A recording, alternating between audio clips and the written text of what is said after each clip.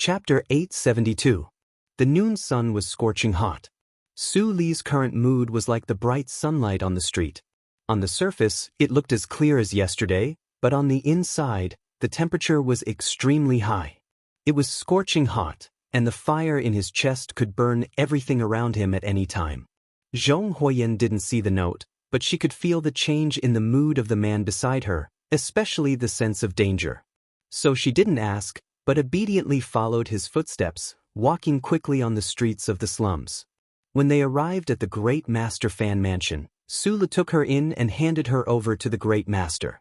He didn't explain anything, just whispered a few words to her, then turned around and left. He believed that even if someone was following him, they wouldn't have the ability to break into the White Courtyard and cause trouble. The next thing he had to do was to get rid of those who might be hiding in the shadow of the locust tree.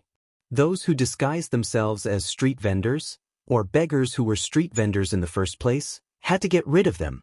Although he wasn't Chao Qiuda or Shi Qinghai, it wasn't difficult to get rid of those who were following him. Because of his rich experience, the people he learned from in the past were too fierce. Whether it was the Empire or the Federation, whether it was the Imperial Intelligence Agency or the secret department called Small Eyes, they could only watch as he turned into a ghost in the night and disappeared mysteriously, let alone these guys. Su Lu, wearing a casual hat that covered most of his face, walked back and forth through the busiest streets of the slums 3 times. After circling under the locust tree and willow tree, he was sure that no one could follow him. He silently left the smelly streets, followed a diagonal path into the lakeside park in the distance, and walked along the willow embankment towards the imposing Imperial Palace. He didn't walk into the palace when he was close to the black and blue palace wall. Instead, he walked along the wall to the west, passed through the spacious square, stepped on the automatic path, and slowly sank into the underground passage. The buildings near the square gave off an air of sternness and indifference, because these buildings belonged to the Imperial Military Newspaper, the Special Operations Department, the Ministry of Finance, and other important departments. Probably because of the pervasive sense of oppression in the air, there were very few pedestrians in the square and underground passageways. There were not even many nobles, and most of them were soldiers in dark imperial military uniforms, walking with stern expressions. Su Lu, who was wearing ordinary civilian clothes and had a hat covering his face, was naturally very eye-catching among these soldiers. Dozens of vigilant and suspicious gazes fell on him, but he seemed to be unaware of them as he slightly lowered his head. He silently looked at the constantly moving road under his feet, thinking about what he thought was important. He wasn't sure who the idiots were, but he was sure that some of the idiots were trying to threaten him by kidnapping Aunt Susan. They wanted to get some benefits from him. The question was, what exactly did those people want to obtain? Philip's secret or the secret of the star chart? If it was those people he suspected, with their ability, it was impossible for them to obtain this information, then what did they want to do?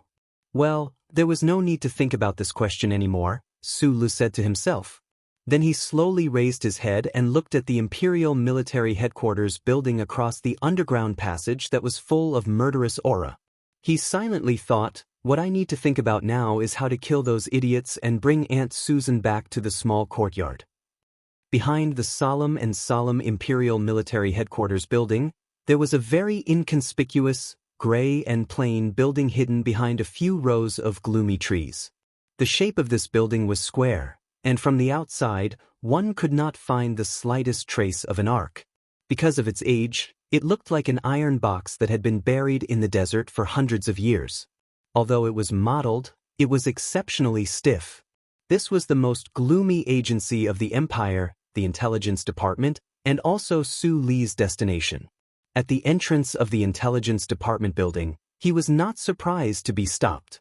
A certain staff member, who was wearing a black uniform and looked like a murderous demon on a rainy night, stared at the guy who looked like a tourist with deathly white eyes and asked gloomily, "What do you want to do?"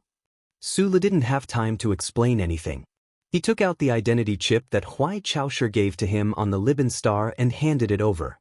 The staff member frowned and picked up the scanning stick to scan it. He casually glanced at the display on the light screen, and his face suddenly changed dramatically. Because of the sharp contraction of his pupils, The color of death quickly occupied a larger part of his eyeballs. Sir. The staff member bowed with a trembling voice, guessing the identity of Sulu, wondering if he should kneel down to show respect. Sulu didn't have the time or interest to enjoy this kind of pleasure. Expressionlessly, he walked into the gloomy building. The staff member hurriedly dialed the number of his superior, then quickly ran behind him and followed him step by step. His voice was still trembling. Sir? Sir, on behalf of all the staff of the intelligence department, I warmly welcome your inspection. Director Cisco is rushing down, but I'm very sorry, the 3 deputy directors are not in the department today. Deputy Director Bim is assisting His Highness in the battle on Mo Hua planet.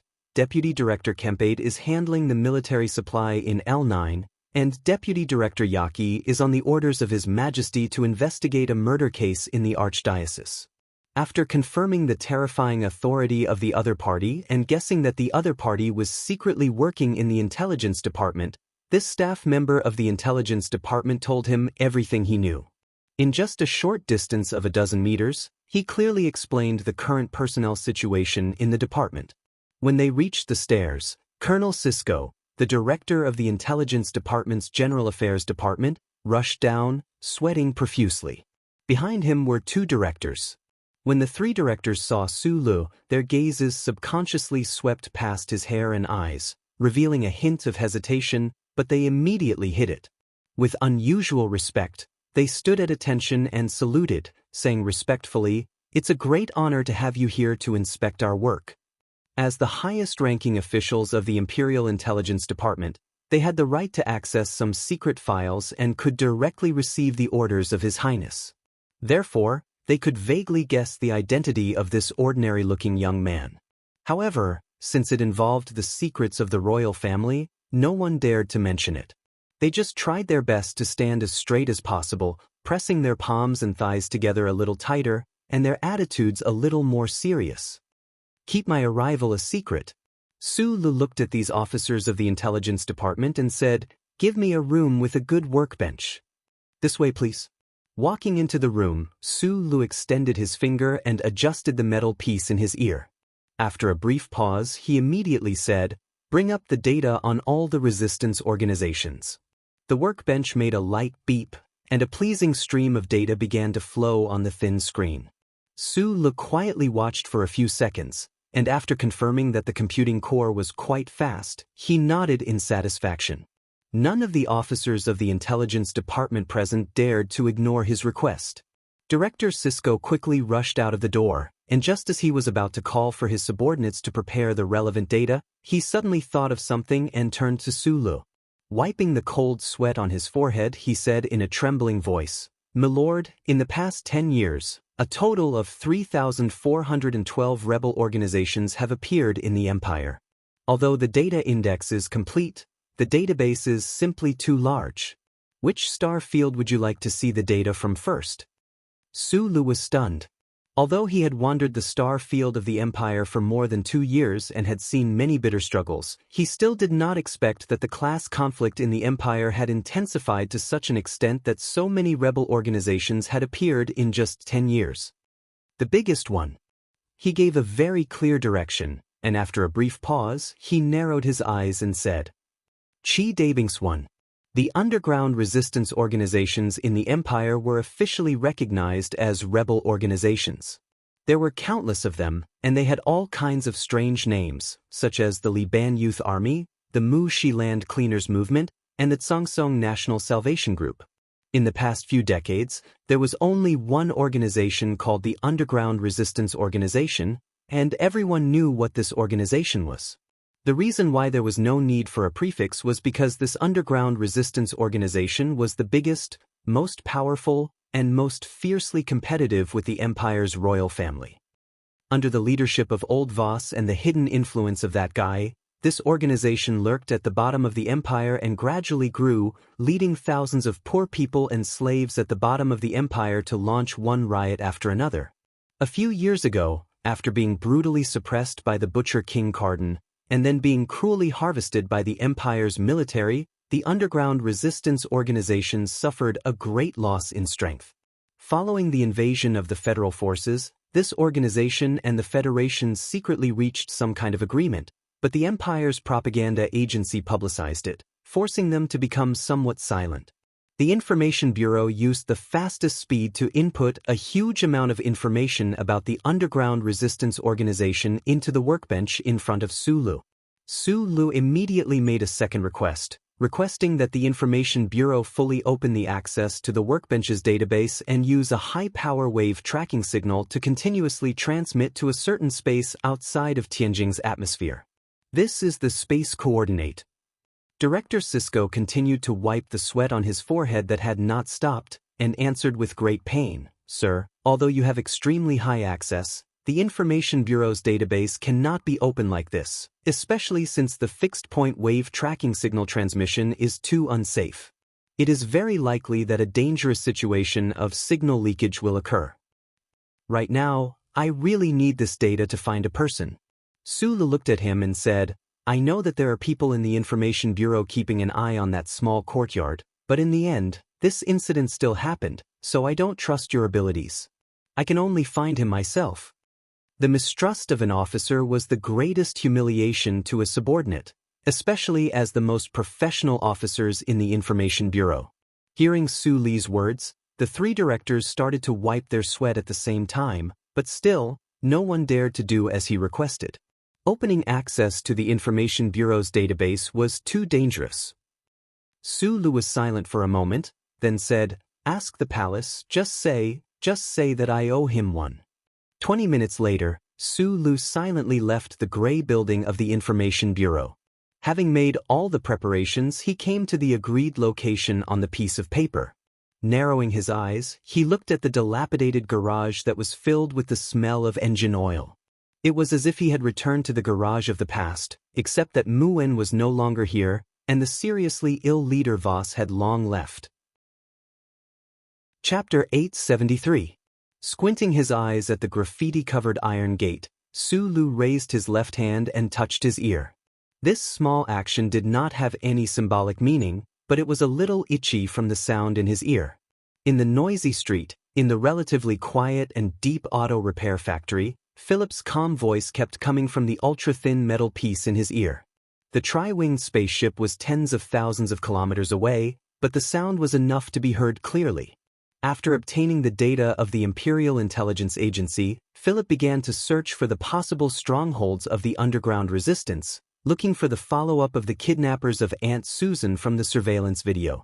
But until now, there were no concrete findings. Sulu had no choice but to keep the appointment. Philip, on the other hand, activated another part of the computing core. Using the authority he had just obtained, he directly remotely controlled several high-sensitivity military satellites outside of Tianjing planet's atmosphere and stared at the street. After leaving the Federation, Sulu removed the chip from his neck and did not install it again. His communication with Philip changed to direct voice communication.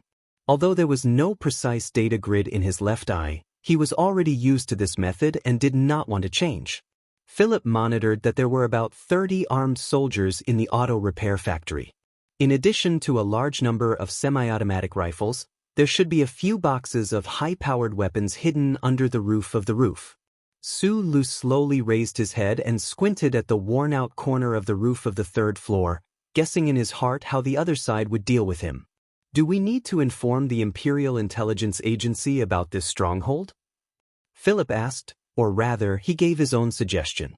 In his opinion, with the support of his data, the Imperial Intelligence Agency could easily destroy this auto repair factory. Sulu shook his head. Before Philip found Aunt Susan, any action should be cautious. And because of some of the past experiences and kindness, although he was angry at this time, it was difficult for him to make the decision to directly help the Imperial Intelligence Agency to deal with the resistance. The iron gate that was only opened a crack slowly opened, and a faint smell of engine oil appeared in front of Sulu along with a mechanic covered in grease. Today, Chi Dabing was wearing a gray auto mechanic uniform, but he was still as cold and proud as when he wore the Empire's military uniform. He looked down at him condescendingly and said coldly, "You finally appeared." Sulu frowned slightly as he looked back at him. This fellow did not have the self-awareness to work underground at all. His domineering aura was simply courting death. However, Sula had to admit that this expert, who had once fought to the death with him in the underground sewers and had even left a mecha for him outside Masterfan's manor, seemed to have matured a little after these few years. Although his gaze was still sharp, there was more or less the air of a leader. Why? He didn't beat around the bush and asked directly. If I don't use this method, will you appear?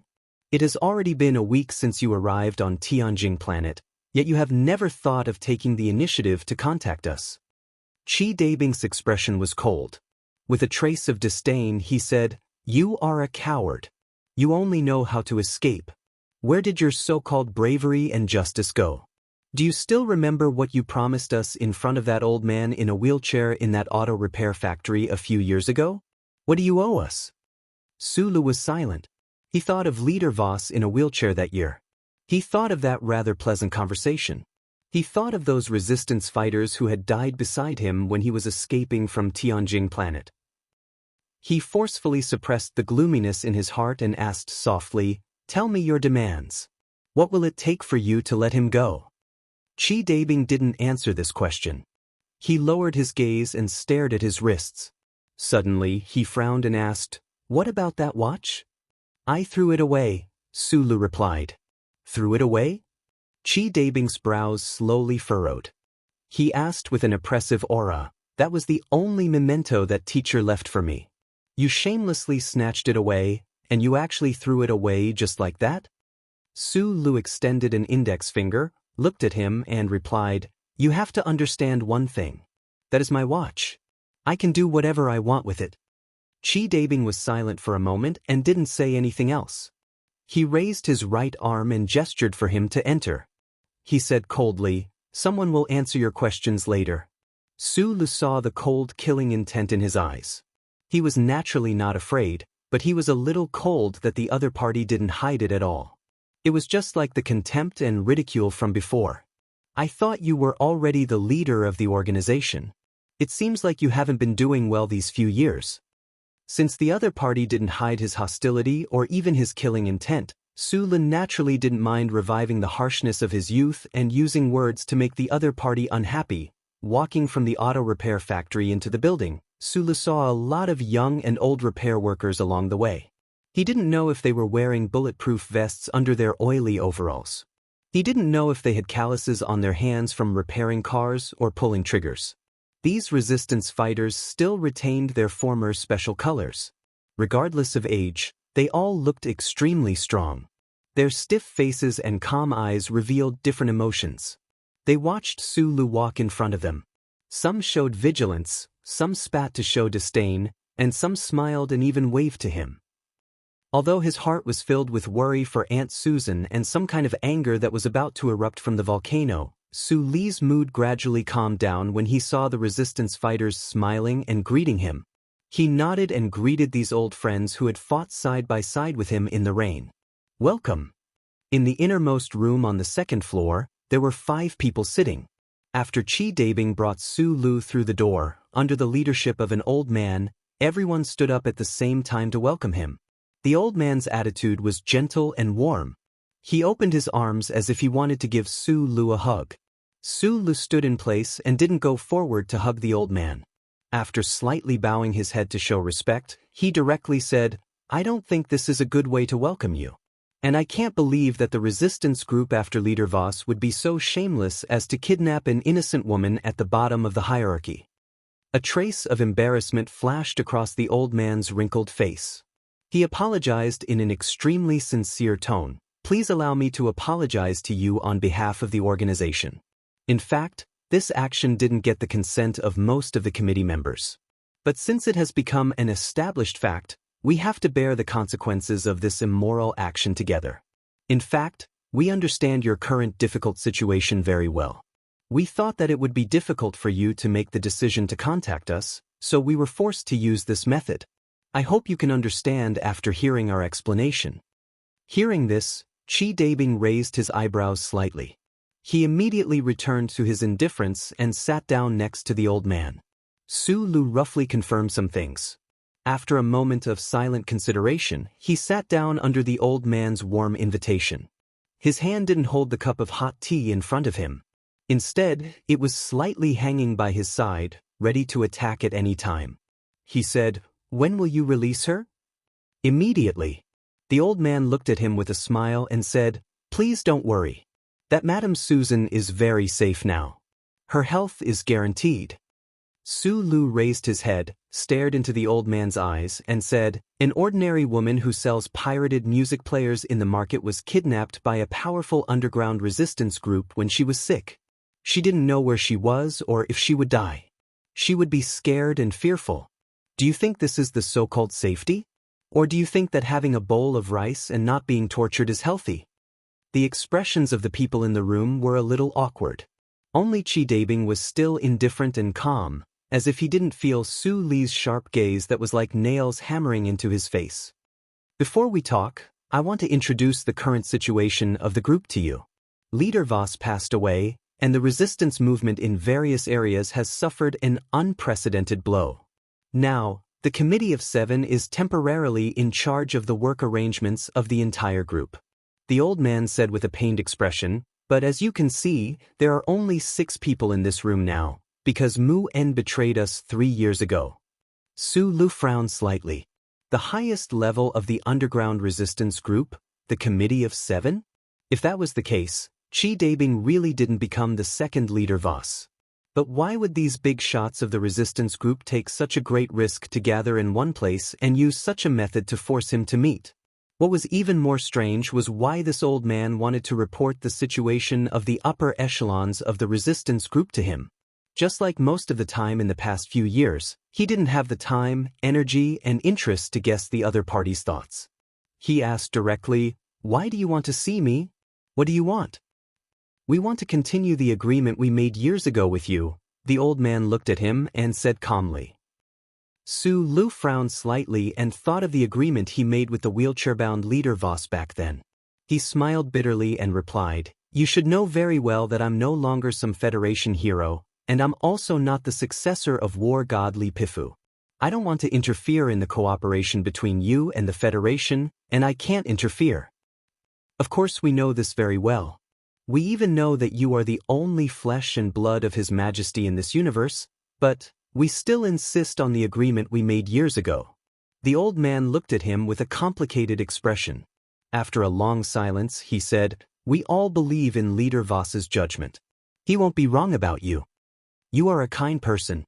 You can easily become the king of the left Sky Star region, but according to our intelligence, you have already rejected His Majesty's proposal to invite you into the palace. This fact is verified with some of our whimsical thoughts. It can only be said that this is fate's arrangement." Su Lu had a beast-like ability to read people that Feng Yu praised so much. All these years, he had only seen Pabre once. He narrowed his eyes and looked at the old man. He could see the sincerity and no malice in the other party, but he still couldn't understand. "What do you want to say?" "We want to invite you to lead the entire underground resistance group." The old man looked at him with a serious expression and said sincerely, "We want to invite you to be the emperor." Chapter 874. Hearing this, Su Lu was stunned and speechless. Staring at the leaders of the resistance organizations in the room, he subconsciously frowned and slowly loosened his fingers. He didn't understand why these people kidnapped Aunt Susan and forced him to walk into the trap at the risk of being discovered by the Imperium, at the risk of being caught by the Imperium, at the risk of being enraged, and at the risk of infuriating him. It was actually because of this reason. After seeing that note, in the small courtyard, in the alley, and outside the building of the Intelligence Bureau, he had thought of many answers. This speculation continued until he walked into the auto repair shop and met these people. He thought that the other party might have found out about Philip's existence through some means and knew about the existence of the spaceship, and wanted to obtain some cutting-edge technological achievements from him. He thought that the other party might have set up an extremely terrifying encirclement, and wanted to kill him at all costs, so as to make the Emperor extinct. He even thought that the other party might use Aunt Susan's life to threaten him into entering the palace to assassinate the Emperor, but he never thought They wanted him to be the emperor of the empire. Sulu said that he needed to calm down for a while to digest this shock. The old man smiled and waved his hand to signal the other committee members in the room to leave, but he stayed behind.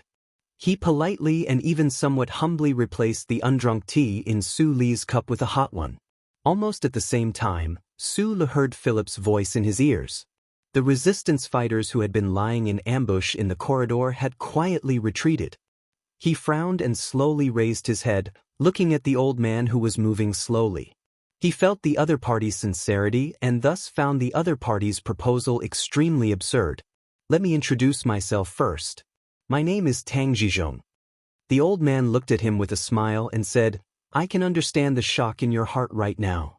When the committee's proposal was just in its embryonic form, it was greatly criticized. In the eyes of many people, suggesting and using all the power of the organization to help you become the emperor of the left Sky Star region is a muddled and absurd crazy idea. Su Lu tilted his head and looked at him silently, thinking, is this matter not crazy? But I persisted, and I was lucky enough to convince most of my comrades that this crazy idea was possible. For the people of the left Sky Star region, this was the best choice they could make. Su Lu was silent for a moment before he shook his head and asked, in my impression, the ultimate political agenda of the resistance organization is to overthrow the reign of the royal family, return the power to the people, and realize democracy and equality in the left heaven space zone. If that's the case, why are you helping me to become an emperor? The important thing is not me, but the position of emperor. Elder Tang Zhizhong looked at him gently and said, let me explain it to you. After the bloody massacre of the royal family, the most determined and brave rebels shed too much blood. The organization can't bear to see more soldiers become lonely ghosts under the butcher's knife for the sake of ambitious goals. We want to find a relatively gentle revolutionary path. More importantly, we have to admit that after Huai Fuchai's bloody purge, the people at the bottom who survived have lost the courage to resist. They are cowardly and foolishly cheering for the rule of the royal family and the victory at the front line. This is related to the glorious brainwashing of the royal family, as well as the improvement measures of Huai Fuchai in the last few decades.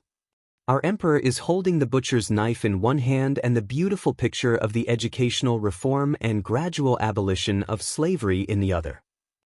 He has successfully maintained the hopes of the majority of the people of the empire for the royal family. Especially in the situation where the federal forces invaded, the blind loyalty of the lower class of the empire is getting stronger and stronger. The organization has already lost the foundation to launch another great rebellion. Blind loyalty? Su Lu repeated this somewhat unfamiliar word in a low voice. The people of the empire are already used to the lofty position of the royal family and the nobles. If no one bullies them, they will instead be very unaccustomed to it and even feel afraid. Therefore, when someone tries to wake them up and overthrow the masters who ride on their backs, they will be hurt by them instead. The corners of Tang Zhizhong's lips curled up slightly into a faint and sorrowful smile. Do you feel that this is very inconceivable? Su Lu replied, I have been to many places in the empire in the past 2 years and have also seen many bullied and humiliated people numbly accept the exploitation from the nobles. Sometimes, they would even take the initiative to defend the nobles and some systems that, in my opinion, are very problematic. He raised his head to look at the old man and said, you know that I grew up in the Federation. I truly cannot understand what I have seen and what you have said before. Tang Zhizhong shook his head and sighed. But this is the current situation of the empire. Although the blankets on the people are very heavy, so heavy that it is painful and can even suffocate them, their most intuitive feeling is that the blankets are warm in the end. Who would be willing to have their blankets taken away from them and stand naked in the night wind, needing to search everywhere for firewood to warm themselves? But what does this have to do with me? Su Lu asked. The history of civilization in the empire is not entirely made up of blood and slaughter. Sometimes, there are also many shining points full of wisdom. For example, more than 3,000 years ago, there was once a political school on planet Yellow Disaster. They once wanted to establish an experimental system, but unfortunately, The royal family at that time did not give them the opportunity and responded mercilessly with bullets. What is that? The false monarch republic. Su Lu once again heard a political term that he had never heard of before. Although he had been crazily reading books on politics and humanities in the past 2 years, he still had to admit that he was only a hair's breadth away from being an idiot in this regard. So, he could only listen silently. Tang Jizhong looked at him and gently explained, the false monarch republic can actually be understood as a kind of dual power system. The empire still has an emperor who is still hereditary and has the right to appoint the cabinet. The legislative and supervisory power is exercised by the parliament, and the parliament is elected by the people regardless of race or class. However, the emperor has the right to veto. After giving a very brief explanation, the old man took out an electronic document from the drawer and slowly pushed it across the table to Su Lu. He said, "This experimental political design of the predecessors and many key points of checks and balances are basically recorded here. When you have time, you can take a look." Su Li's fingertips lightly slid across the electronic document. Looking at the complicated clauses, he frowned slightly and directly asked the most important question, whose orders does the military obey? The military is strictly prohibited from interfering in internal affairs. The right to declare war is given to His Majesty by the Parliament. Who are the powerful organizations in the empire accountable to? For example, the police. Su Lu looked up at the old man and asked, if the cabinet is appointed by the emperor, then he naturally has the most powerful armed forces in the empire. How does the parliament keep him in check? There is relevant content in this document, Tang Jizhong said. While you are reading, I would like to explain to you why I insist that the false monarch republic is very suitable for the current empire. Keeping the monarchy, keeping the dignity and glory of the emperor, will make it easier for the nobles and the people who are loyal to the royal family to accept it. It will unite the people to the greatest extent so that the empire will not fall apart because of the turmoil of the regime change and become a dish for the people of the Federation. As for the parliament that has the legislative power, whether or not it will be full of nobles, slave merchants who bribed people, or the most shameless political opportunists in the first few decades, as long as these people have power and are used to the wonderful taste of confrontation with the emperor, it will be difficult for them to get rid of it. They will do everything they can to protect the system, even if it is at the cost of their reputation and lives. After developing in this way for several decades, a whole generation of young, intelligent, and courageous people who are good at fighting for political rights will appear in the empire's society. With the injection of this new blood, the false monarch republic will gradually become a reality until true democracy is finally realized. Su Lu listened to the old man's overly simple and fairy tale-like deduction. She quickly flipped through the information in her hands. Her brows furrowed tighter and tighter. She said, according to the design in the information, the emperor of the empire will simply become a sacred symbol without any actual power. Tang Jizhong smiled and said, keeping the emperor's throne is based on respect for history and the feelings of the people of the empire over the countless years. Since the symbol is sacred, it will also receive the respect of the people. Su Lu shook his head and said, no emperor will be willing to give up his power. Although this set of political design is beautiful, there is no practical meaning. In the end, it will still depend on war and bloodshed. There is an emperor who will be willing. Tang Jizhong looked at him quietly and said slowly, let's go back to what we were talking about earlier. If you were to become the emperor, would you order the Iron Blood Army to return to Tianjing planet and massacre the parliament because of your greed for the power in your hands? Su Lu remained silent and did not reply. You are the first person in history who has not received any education in the empire and is naturally resistant to exploiting and suppressing the people at the lower levels. Compared to the dark and decadent Baijin Huai clan, you are a blank piece of paper. You can draw the most beautiful picture for the empire as you wish. The wrinkles on Tang Jizhong's face gradually smoothed out, but his voice became more and more impassioned. There was an irrepressible joy in his hot-bloodedness. He looked at Su Lu and said seriously, the document in front of you is a great opportunity that fate has bestowed upon the people of the empire.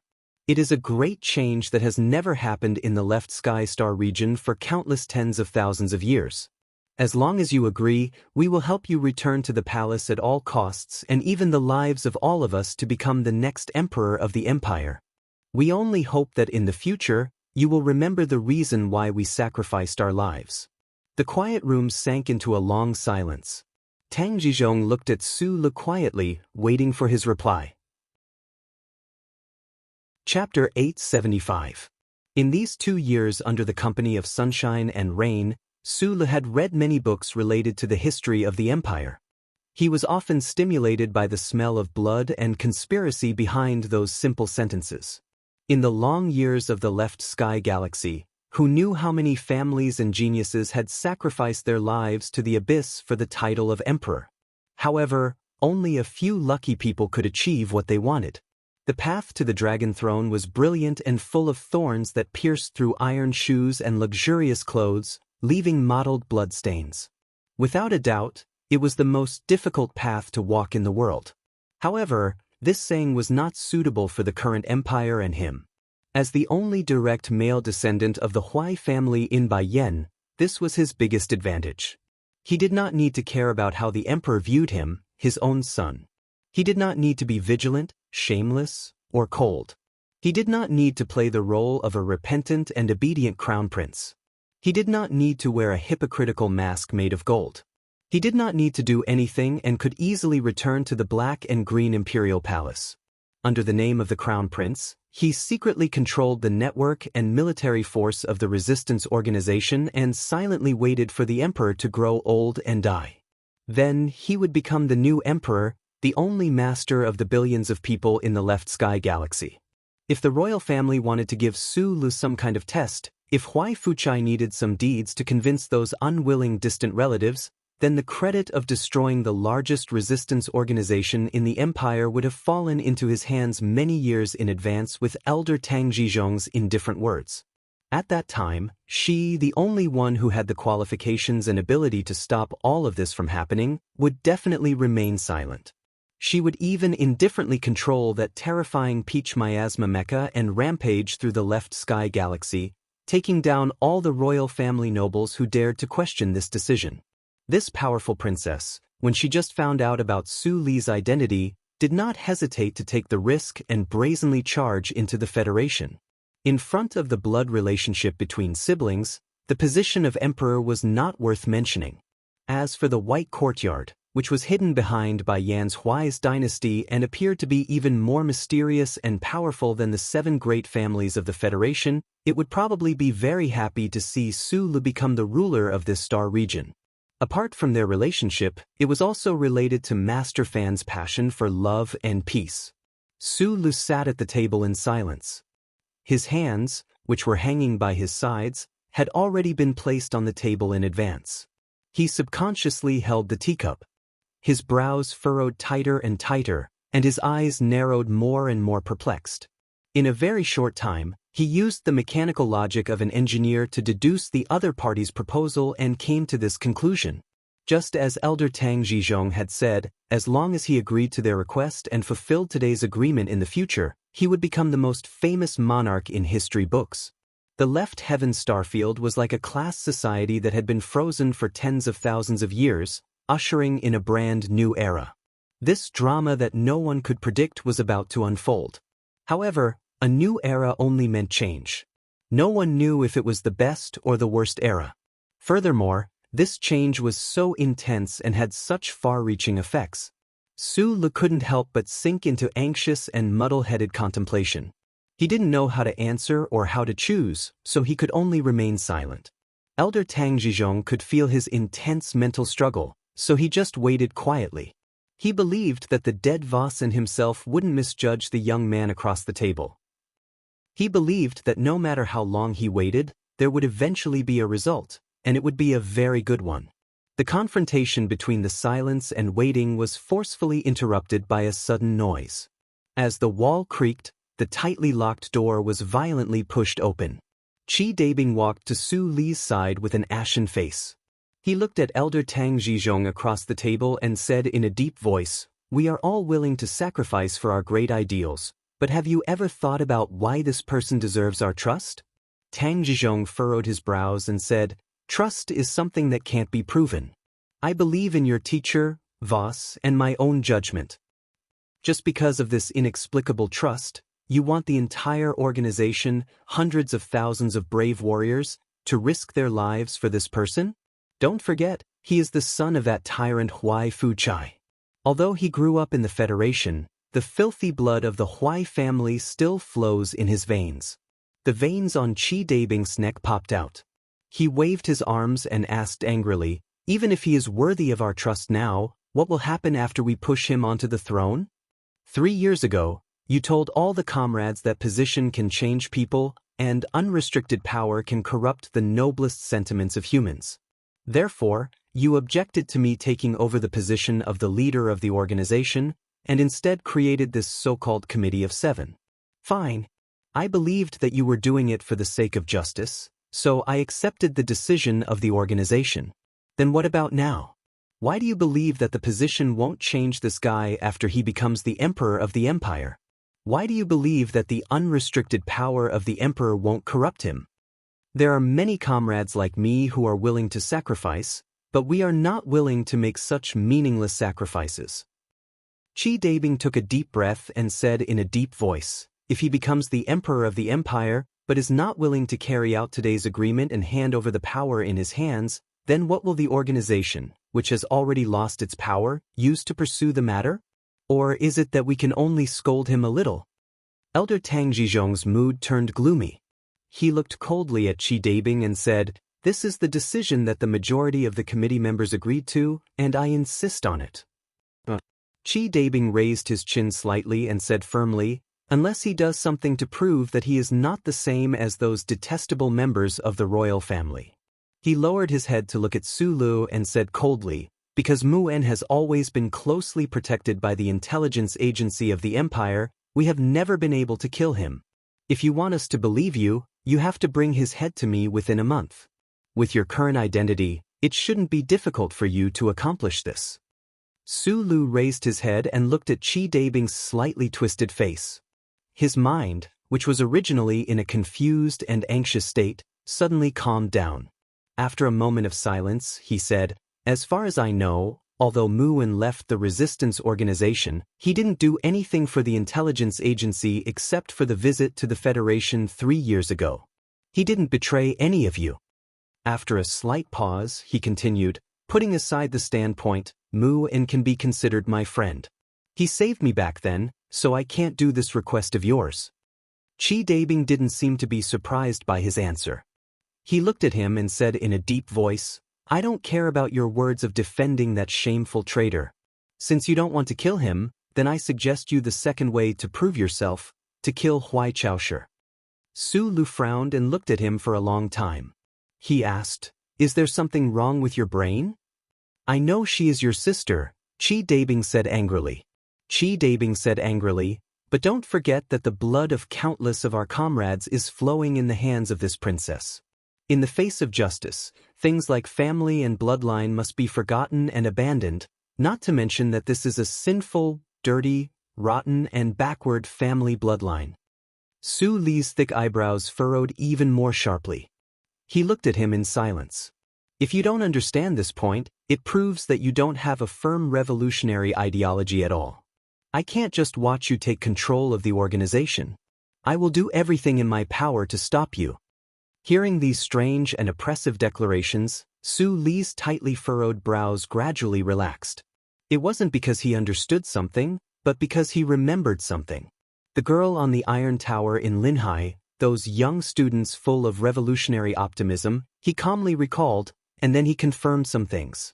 "In terms of emotions, I've always been leaning towards you until this moment. It's because I can't accept that an organization waving the flag of idealism would actually use this kind of robber gang method. Is this a kidnapping between two murderers?" The sharp light in Qi Dabing's eyes gradually calmed down. With his hands behind his back, he looked down at Sulu. After a moment of silence, he didn't say anything and turned to leave. "I'm sorry, if thinking is something that can be easily changed, then you don't need to think for so long before." It's obvious that some comrades in our organization haven't changed their thinking. Elder Tang Zhizhong sighed, stood up and said to Su Lu. However, he felt a little strange in his heart because Qi Dabing's performance of rushing into the room was obviously meaningless. It seemed that he only wanted to provoke Su Lu so that he wouldn't accept this agreement. I'm sorry. Su Lu looked at the elder and said. Elder Tang Zhizhong's expression slightly froze. He immediately smiled and raised his hand to stop the latter half of his words. He sincerely said, Please don't make a hasty decision because of a moment of emotional fluctuation. I think you need to sit alone and think about it. After saying this, the elder slowly walked out of the room with a hunched body. When the door closed, Su Lu suddenly felt that the elder's figure was extremely tired. It was very similar to some of the figures he had seen in his life, such as the leader in a wheelchair, or the director of the department of Zhouxing who stayed up all night to work, or the old man in the hospital bed by Lake Feiqing. Probably because of the déjà vu, Su Lu didn't have the heart to say his decision immediately. Instead, he listened to the elder's request and sat alone in the room to think, or to prepare for his next move. A few minutes later, Philip's voice sounded in Su Li's ears. The expression on his face suddenly changed. He suddenly turned around and looked at the closed door. His slightly narrowed eyes were full of shock. The door was pushed open again, but this time it was much gentler and more polite. The person who walked into the room was still Qi Dabing. He used a white hot towel to carefully wipe his slender fingers. He walked straight to the old man's seat and slowly sat down. He raised his head and calmly looked at Su Lu. The previous appearance of an excited and angry revolutionary leader in the prime of his life had long disappeared. At this time, his face was full of confidence and steadiness based on strength, as well as a palpitating calmness. I think now the two of us can talk about future arrangements. Chapter 876. Qi Dabing looked at him and smiled. He gently placed the steaming handkerchief on the table and said calmly, Since you don't want to go back to the Imperial Palace, then don't go back. Since you don't like the Empire, then don't stay in the Left Sky Star region. Although you can't go back to the Federation, I think Bermuda is still a good place to go. I believe that with your ability, you will have a great time in that paradise of adventurers. Of course. The smile on his face gradually disappeared. He said seriously, the organization will definitely launch a continuous hunt for you. But to be honest, people like you and me won't be killed so easily. Besides, you have the help of that princess. Su Lu listened quietly. He narrowed his eyes and looked at him. Suddenly he said, You killed him? Qi Dabing's expression froze slightly. Then, he said calmly, a revolution has always been a life and death movement. It is a storm, not a light breeze or drizzle. A revolution is a baptism. A revolution is an evolution. It is when the old is gone and the new is positive. It is when the sacrifice of a few people is used to advance the general trend. You talk a lot of nonsense. Su Lu looked at him quietly. I gave him a chance. Just now, I rushed in so recklessly and angrily and questioned him. What was his reaction? He didn't react at all. He didn't change this absurd idea. He still wants to push you onto the throne. What made me feel even more disdainful was that he actually didn't get angry. He didn't reprimand me. Is he afraid of me? Or is he trying to maintain a calm appearance and launch a fierce counterattack against me later? Qi Dabing's eyebrows raised slightly. His usually sharp and cold eyes were full of contempt and mockery. He said, It was his calmness that made me make up my mind. In order to express his damn sincerity to you, he drove away all the people in the corridor. Then, when he walked out of this room, his fate was already sealed. Your fate has already been decided.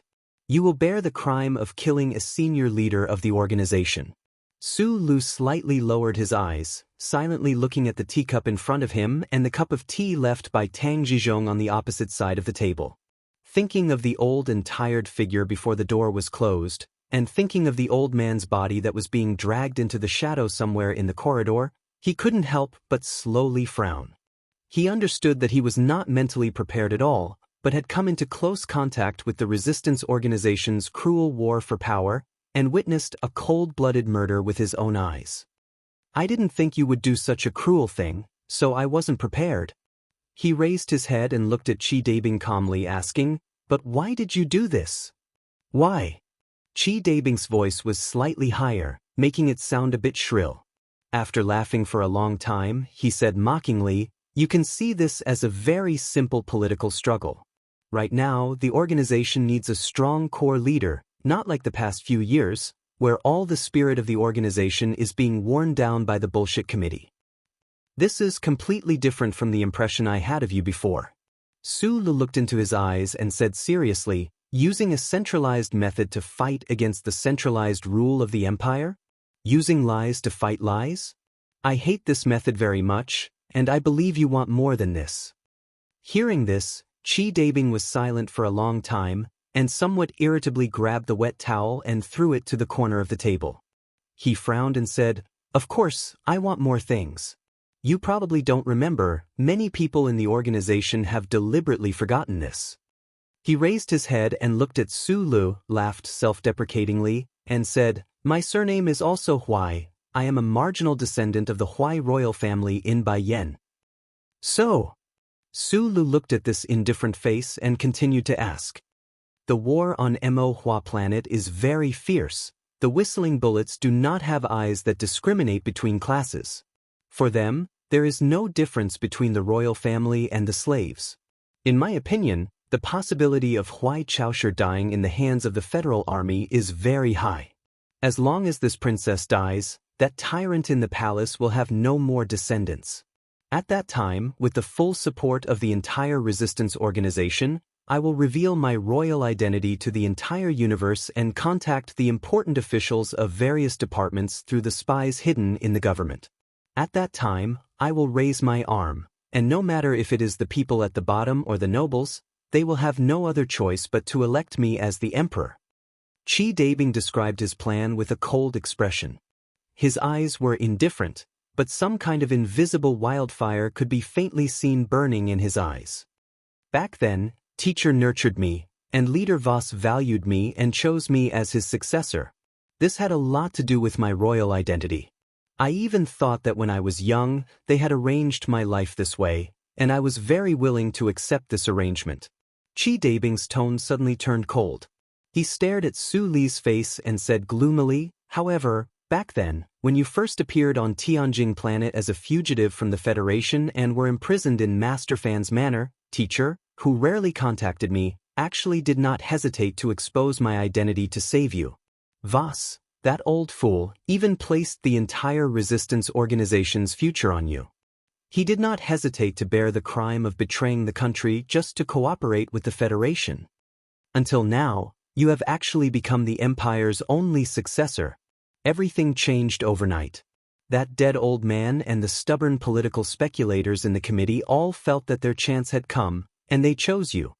But you asked me why, and I also want to ask you why. Why did you appear in front of me? If fate had chosen you, then what about me? Why do you also have such dirty blood flowing in your body? Why did you appear and take everything away from me when I had already accepted this arrangement of fate?" Chi Dabing suddenly stood up, and his sharp gaze pierced through the spreading wildfire.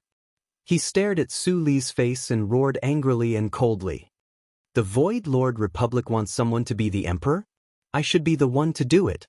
My surname is also Huai." Sula looked at him quietly as if he was looking at a lunatic. Then he said, "You are a lunatic. You want to overthrow the emperor's rule, but in the end, you only want to be the emperor yourself. Then what about your revolutionary will? What about your baptism? What about your storm? What about your evolution? Why is this not okay?" Chi Dabing looked at him mockingly and asked in return. After a moment of silence, Su Lu said directly, "As long as I am alive, then of course not. For a person like you, even if you continue to live, I will feel disgusted when I think of looking up at the same starry sky as you, let alone being the emperor. You are indeed very righteous." Chi Dabing looked at him with a faint smile and said mockingly, "But what can you do? You don't dare to kill me. The more righteous you are, the less you dare to kill me. Whether that fat woman is worth you giving up the throne or not, in order to play the role of righteous you have always been, you can only do as I say." "Of course." He spread his hands and said coldly, I am not stupid enough to use that fat woman's life to threaten you to commit suicide. I only ask that you leave and never talk about today's content. Su Lu sat silently by the table. He had no intention of getting up, nor did he open his mouth to speak. Chi Dabing frowned slightly and pointed at the small window behind him that was about to welcome the setting sun.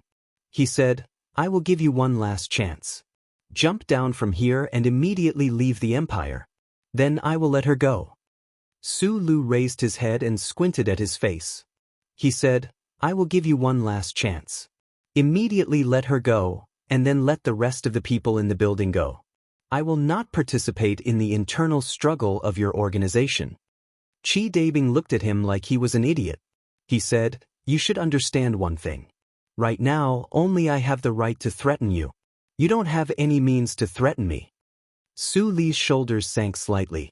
The hand that had been holding the teacup slowly moved away from the table. Their palms were facing each other. He looked at him and said, I am threatening you with your own life. Then, I want to tell you something that very few people know. I have never been threatened by anyone since I was a child. Chi Dabing suddenly felt that the atmosphere in the quiet room had become somewhat heavy. It was clear that his most trusted subordinate had taken control of the entire floor, so no one should be able to disturb the negotiation here. He frowned and said, as long as a person is alive, they will inevitably be threatened, because they will always care about some people or things. But I have always refused to enter such a situation. Su Lu replied, you don't know how hard my life has been. If I had to accept threats, I would have died countless times. My enemies in the Federation know this very well, so they have never dared to use my friends and family to threaten me. Once they fail, they will face a very terrifying me. His voice was very calm, as if he was narrating a very ordinary fact.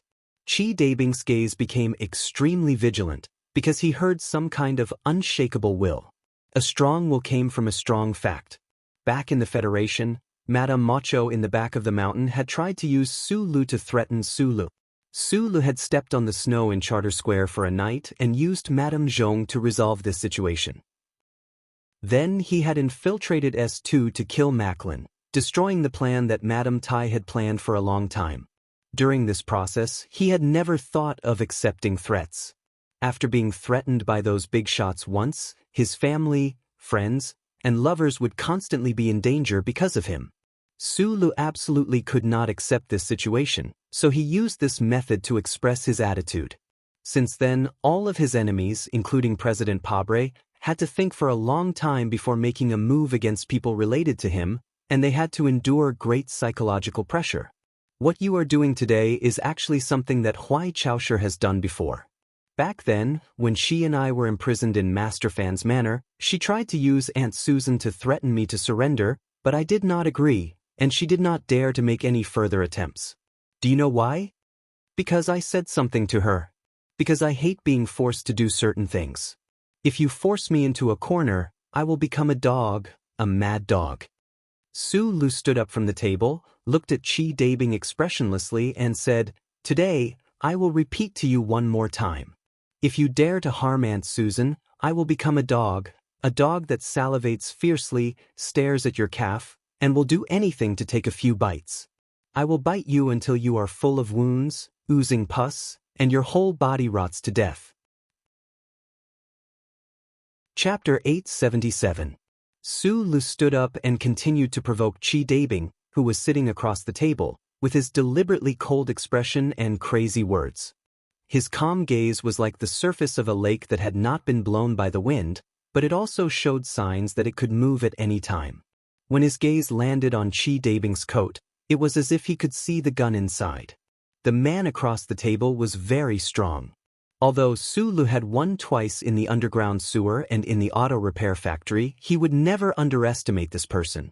The royal blood in Chi Dabing's body was somewhat thin, but it was still enough to support him to cultivate 8 rice jinchi. What made Su Lu even more vigilant was that he was another student of Fengyu. If measured by data, this man should be the strongest man in the younger generation after the 3. How could he knock him down without alerting his subordinates outside the room?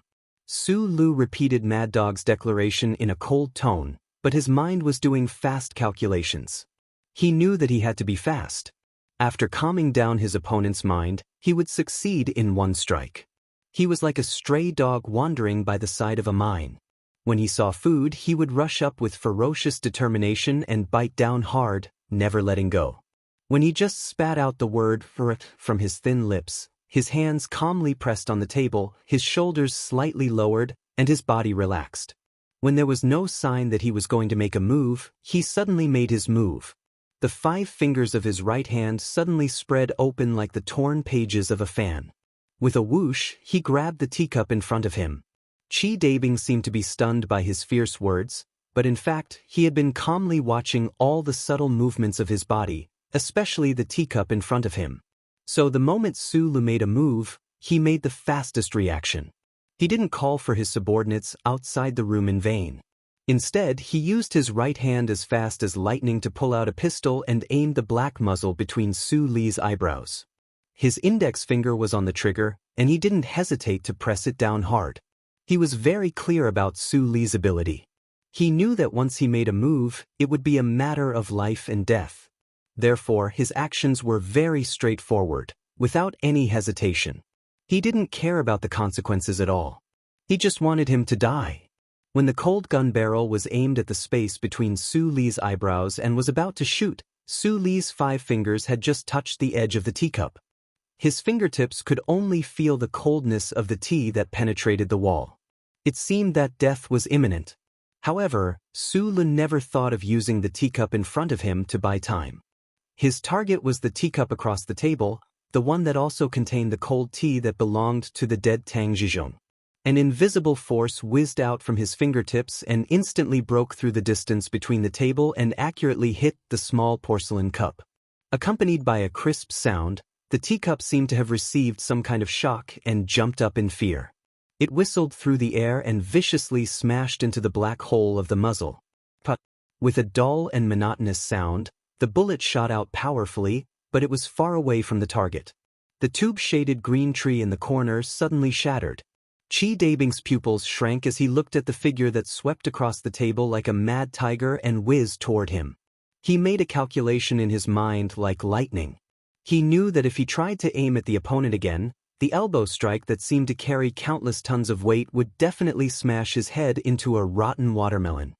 He released his right hand that was tightly holding the gun and focused all his spiritual power on the left side of his body.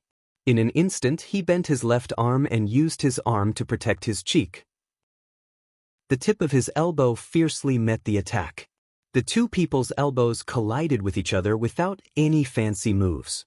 The powerful force that was hidden between the bones and flesh took advantage of the momentum to burst out, causing the air to vibrate uneasily. However, Su Lu took advantage of the momentum to pounce on Chi Dabing fiercely with a 70% domineeringness. He actually smashed Chi Dabing into the wall and forced him to take 2 steps back. Without any pause, Su Li's left foot heavily stomped on the ground. His body leaned forward in an extremely aggressive manner, and his left arm unreasonably hit the opponent's neck, which was the weakest part of the opponent's body. The two movements were extremely simple, and there was no obvious distinction between the two movements. The 10 postures that he had learned since he was a child had long melted into his blood and nerves. In today's world, there were not many people who could be his opponent in close combat. Even someone as strong as Madman Li had been defeated by him in terms of techniques when they were in Linyuan. If Chi Dabing's iron-like arm were to hit him, his neck bone would definitely crack. However, to Su Li's surprise, although Chi Dabing was pushed back in an extremely embarrassing manner, he did not know when, but his right arm was raised horizontally. In an almost impossible situation, he directly blocked Su Li's extremely domineering chop. The collision of the powerful forces once again shook the space. The leaves of the pipe-shade green tree that was in a state of collapse began to fall off the branches in the silent wind that suddenly appeared. Su Li's pupils shrank slightly. His opponent seemed to have guessed what his next move would be in advance. No, it should be said that Chi Dabing's body instinctively sensed what his next move would be. In an instant, he thought of a very important problem, and his mood suddenly became a little cold. His opponent was Feng Yu's student, so he must be very familiar with these sharp and terrifying close combat skills. He might even have practiced them for a longer time than him. Because of his cold mood, his fighting spirit increased. Su Lu expressionlessly crossed his legs and directly approached Chi Dabing. His 3 fingers formed a thorn, and with a strange twist, he went straight for his opponent's throat. Chi Dabing, who was very close to Chu Yunxing, narrowed his eyes. He raised his right knee to protect his lower abdomen, and his left palm turned into an iron door, blocking his throat. Like a blunt knife cutting into the old skin of a rhinoceros, or like a thick dictionary hitting a person, Su Li's fingers fiercely cut into Chi Dabing's palm, making a muffled sound. Purple blood seeped out from his palm, and his knuckles also became a little pale, and it was difficult for him to go any further. The battle continued. Elbow to elbow, needing in the extremely narrow space near the window, the 2 people were doing the sharpest and most ruthless close combat in the smallest area. The air was torn, rolled, and then torn again. Every part of their body became a terrifying weapon. No matter if it was the elbow, the knee, the snap of the fingers, or the head, they were all like steel and iron, piercing each other like needles. All of them had the blood of the Empire's royal family flowing in their veins. They all had the same teacher, close or distant. All of them had inherited the close combat skills of the Li family of Philadelphia. They were either fierce or ruthless. This kind of battle was definitely not very exciting to watch, but it was definitely the most dangerous melee battle. This kind of battle started suddenly, and often ended very quickly as well. It was even faster than the people involved could imagine. The pistol left Chi Dabing's hand, and at this time, it finally fell to the ground, making a crisp sound. Su Lu and Chi Dabing's bodies approached each other in a strange posture. Their right legs were like steel, deeply embedded into each other's center of gravity. Then, the 2 twisted their knees at almost the same time. Their feet still didn't leave the ground, but their knees fiercely hit each other. The dull sound of collision suddenly sounded, and the pants on the 2 people's knees shattered at the same time. They didn't know how many times the 2 iron knees had hit each other in a flash. Chi Dabing's face was pale. He felt the sharp pain coming from that place and knew that the knee's cartilage had been broken. His body leaned forward powerlessly. However, this accidental change that seemed like he had lost his balance and could only admit defeat gave him an opportunity to turn the situation around. He suddenly bent his right arm and used the height difference to avoid Su Li's left arm. He drew the straightest line in the air and used the tip of his elbow to fiercely smash Su Li's shoulder. Su Li's left shoulder seemed to have an extra mountain. He seemed to hear the surface of his shoulder blade crack. His waist and abdomen couldn't withstand such a huge force. His left leg suddenly went soft and he squatted down. However, his eyes were still bright as he stared in front of him. Taking advantage of the squatting position, Su Lu pulled out the military knife hidden in his boot at lightning speed and fiercely stabbed it into the open and defenseless chest in front of him. With a poochie sound, the delicate and sharp military knife pierced through Chi Dabing's palm that had come to block him based on his battle instinct. It stabbed into his waist and directly cut through the muscle fibers in that area. It even pierced through the vertebrae behind his waist and directly broke his nerve bundle. Almost without any pause or hesitation, Su Lu pulled out the military knife as fast as he could and once again stabbed it diagonally into Chi Dabing's body. The military knife accurately pierced through the gap between the ribs and the soft lobes of the lungs. The sharp tip of the knife reached the edge of the heart. At this time, the intense pain from the nerve bundle was transmitted to Chi Dabing's brain. His face was extremely distorted. He instinctively wanted to scream, but it was blocked by a thick and strong palm. "Don't scream." Su Lu half squatted on the ground and looked at Chi Dabing, who was leaning against the wall and slowly sliding down. His left hand covered Chi Dabing's mouth so hard that his veins were exposed. With a poochie sound, Chi Dabing spat out the blood that he had been holding in his chest. He quickly took a few deep breaths, and his pale face slightly recovered. The sharp military knife in his right hand was still deeply stabbed into Chi Dabing's body. The scene looked a bit bloody and strange. Chi Dabing's face was ashen as he leaned against the wall. He looked at the military knife under his ribs with the corner of his eyes. He imagined that the sharp tip of the knife could pierce through his heart at any time. He was terrified and started to cough. Blood spurted out of his mouth from his lungs to his trachea like fireworks. He forcefully swallowed a mouthful of sweet saliva and looked at Sulu, who was squatting in front of him. He said with a trembling voice, "You can't kill me. No one knows where she is. If you kill me, you will regret it for the rest of your life. Tell me where she is." Su Li's hand that was holding the military knife was very stable. Even if Chi Dabing coughed violently, he did not let the tip of the knife pierce through his heart. He said, "If you don't tell me, I will kill you. If I tell you, you will still kill me." Chi Dabing smiled bitterly. "For the same reason, even if I agree to your conditions, you will still kill Auntie." Su Lu said, "If that's the case, I might as well kill you first and then go find her." Chi Dabing fell into a great panic. He had never thought that there would be a person in the world who would not be threatened like Sulu. He clearly cared about that fat woman so much. Why did he dare to do this? Su Li's expression suddenly became serious. He covered his ears with his left hand and said, "You found her? Inform them." Then he looked at Chi Dabing and said an address. Hearing this address, Chi Dabing's body stiffened. He knew that he could no longer use Susan to threaten this small-eyed man. He rolled his eyes in despair and suddenly said hysterically, "Teacher will not let you kill me. Don't forget that I am also teacher's student. We are from the same school." After a moment of silence, Su Lu said with an expressionless face, "You are his student. I'm just a worker. As for the same school, we are from your mother's school." After saying this, he pushed his right hand and the sharp military knife directly pierced through the man's heart. Chapter 878. Su Lu pulled out the military knife. His face was still expressionless, but when he heard the spluttering sound, his brows slightly furrowed. Chi Dabing's throat made a gurgling sound as he gasped for breath in vain. His legs twitched and he died. Blood gurgled out from under his ribs. Not long after, it stopped because of the loss of vitality. The red sun outside the window was already setting. Su Lu stood up and looked back. He saw that around the streets of the capital, there was a stretch of plain gray buildings. As usual, it was monotonous and dull, but it was as if someone was looking at him. Then he looked back at the closed door again. Outside the corridor, there were Chi Dabing's loyal subordinates, Tang Jizhong's body that was gradually turning cold, and the resistance members in their respective rooms who still didn't know what had happened. Without spending too much time thinking, he grabbed the edge of the small window with his right hand and directly jumped down. Falling through the air, the light red light of twilight flashed quickly over his body.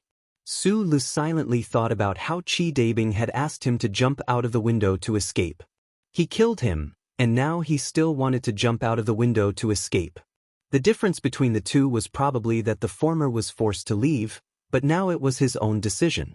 Whether there was any annoying resistance or pressure had always been an important basis for him to decide the direction he wanted to go. His feet landed on the ground with a muffled thud. Su Lu silently climbed over the wall. Before he turned the corner, he subconsciously looked back at the auto repair factory building. He could vaguely see many figures shuttling between the buildings in panic. If he left quietly like this, the resistance would probably think that he killed Tang Jizhong and Chi Dabing. Moreover, there would definitely be an intense power struggle within the organization. However, this was ultimately something he didn't have the ability and qualifications to deal with. Imperial Second Royal Hospital, Back Mountain Intensive Care Unit. Su Lu hurriedly arrived by helicopter. He pushed open the blue door and quickly walked to the side of the bed. He reached out and held the hand of the woman on the bed. His mood finally calmed down. In the instant before he killed Chi Dabing, Philip searched the database of the Imperial Intelligence Agency and used 3 near-Earth military satellites to conduct a high-density scan of suspicious locations around the capital. He finally succeeded in finding the place where Aunt Susan was imprisoned, a remote ranch in the suburbs. Su Lu had Philip notify the Imperial Intelligence Agency. The agency's special operations forces were already on standby. Now that they had the specific location and the enemy's layout, they parachuted into the ranch like tigers and wolves. It didn't take much time to rescue the ant, and no one died in the entire operation. It was just that Aunt Susan had caught a cold the night before and was greatly frightened today. Her body was very weak.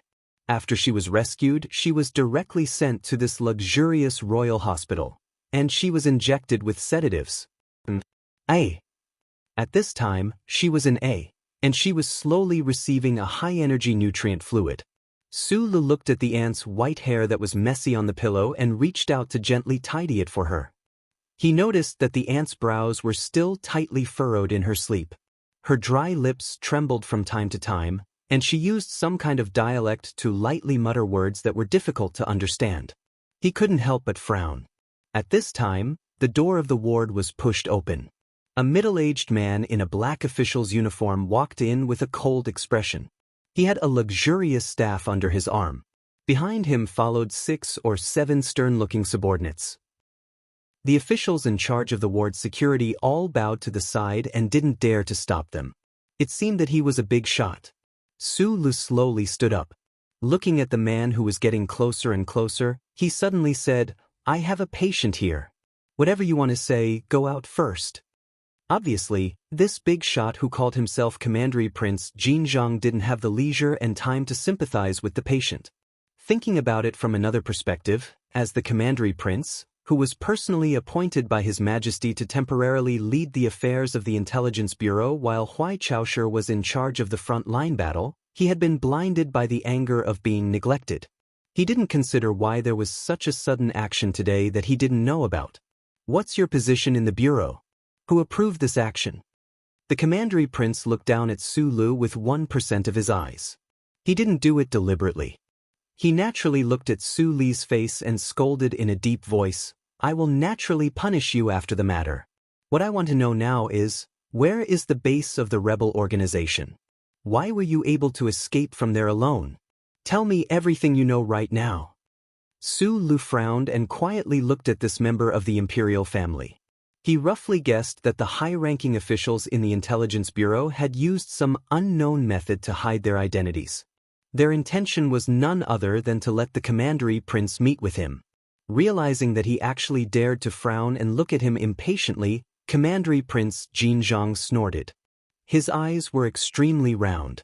He was probably going to kill someone in the next moment.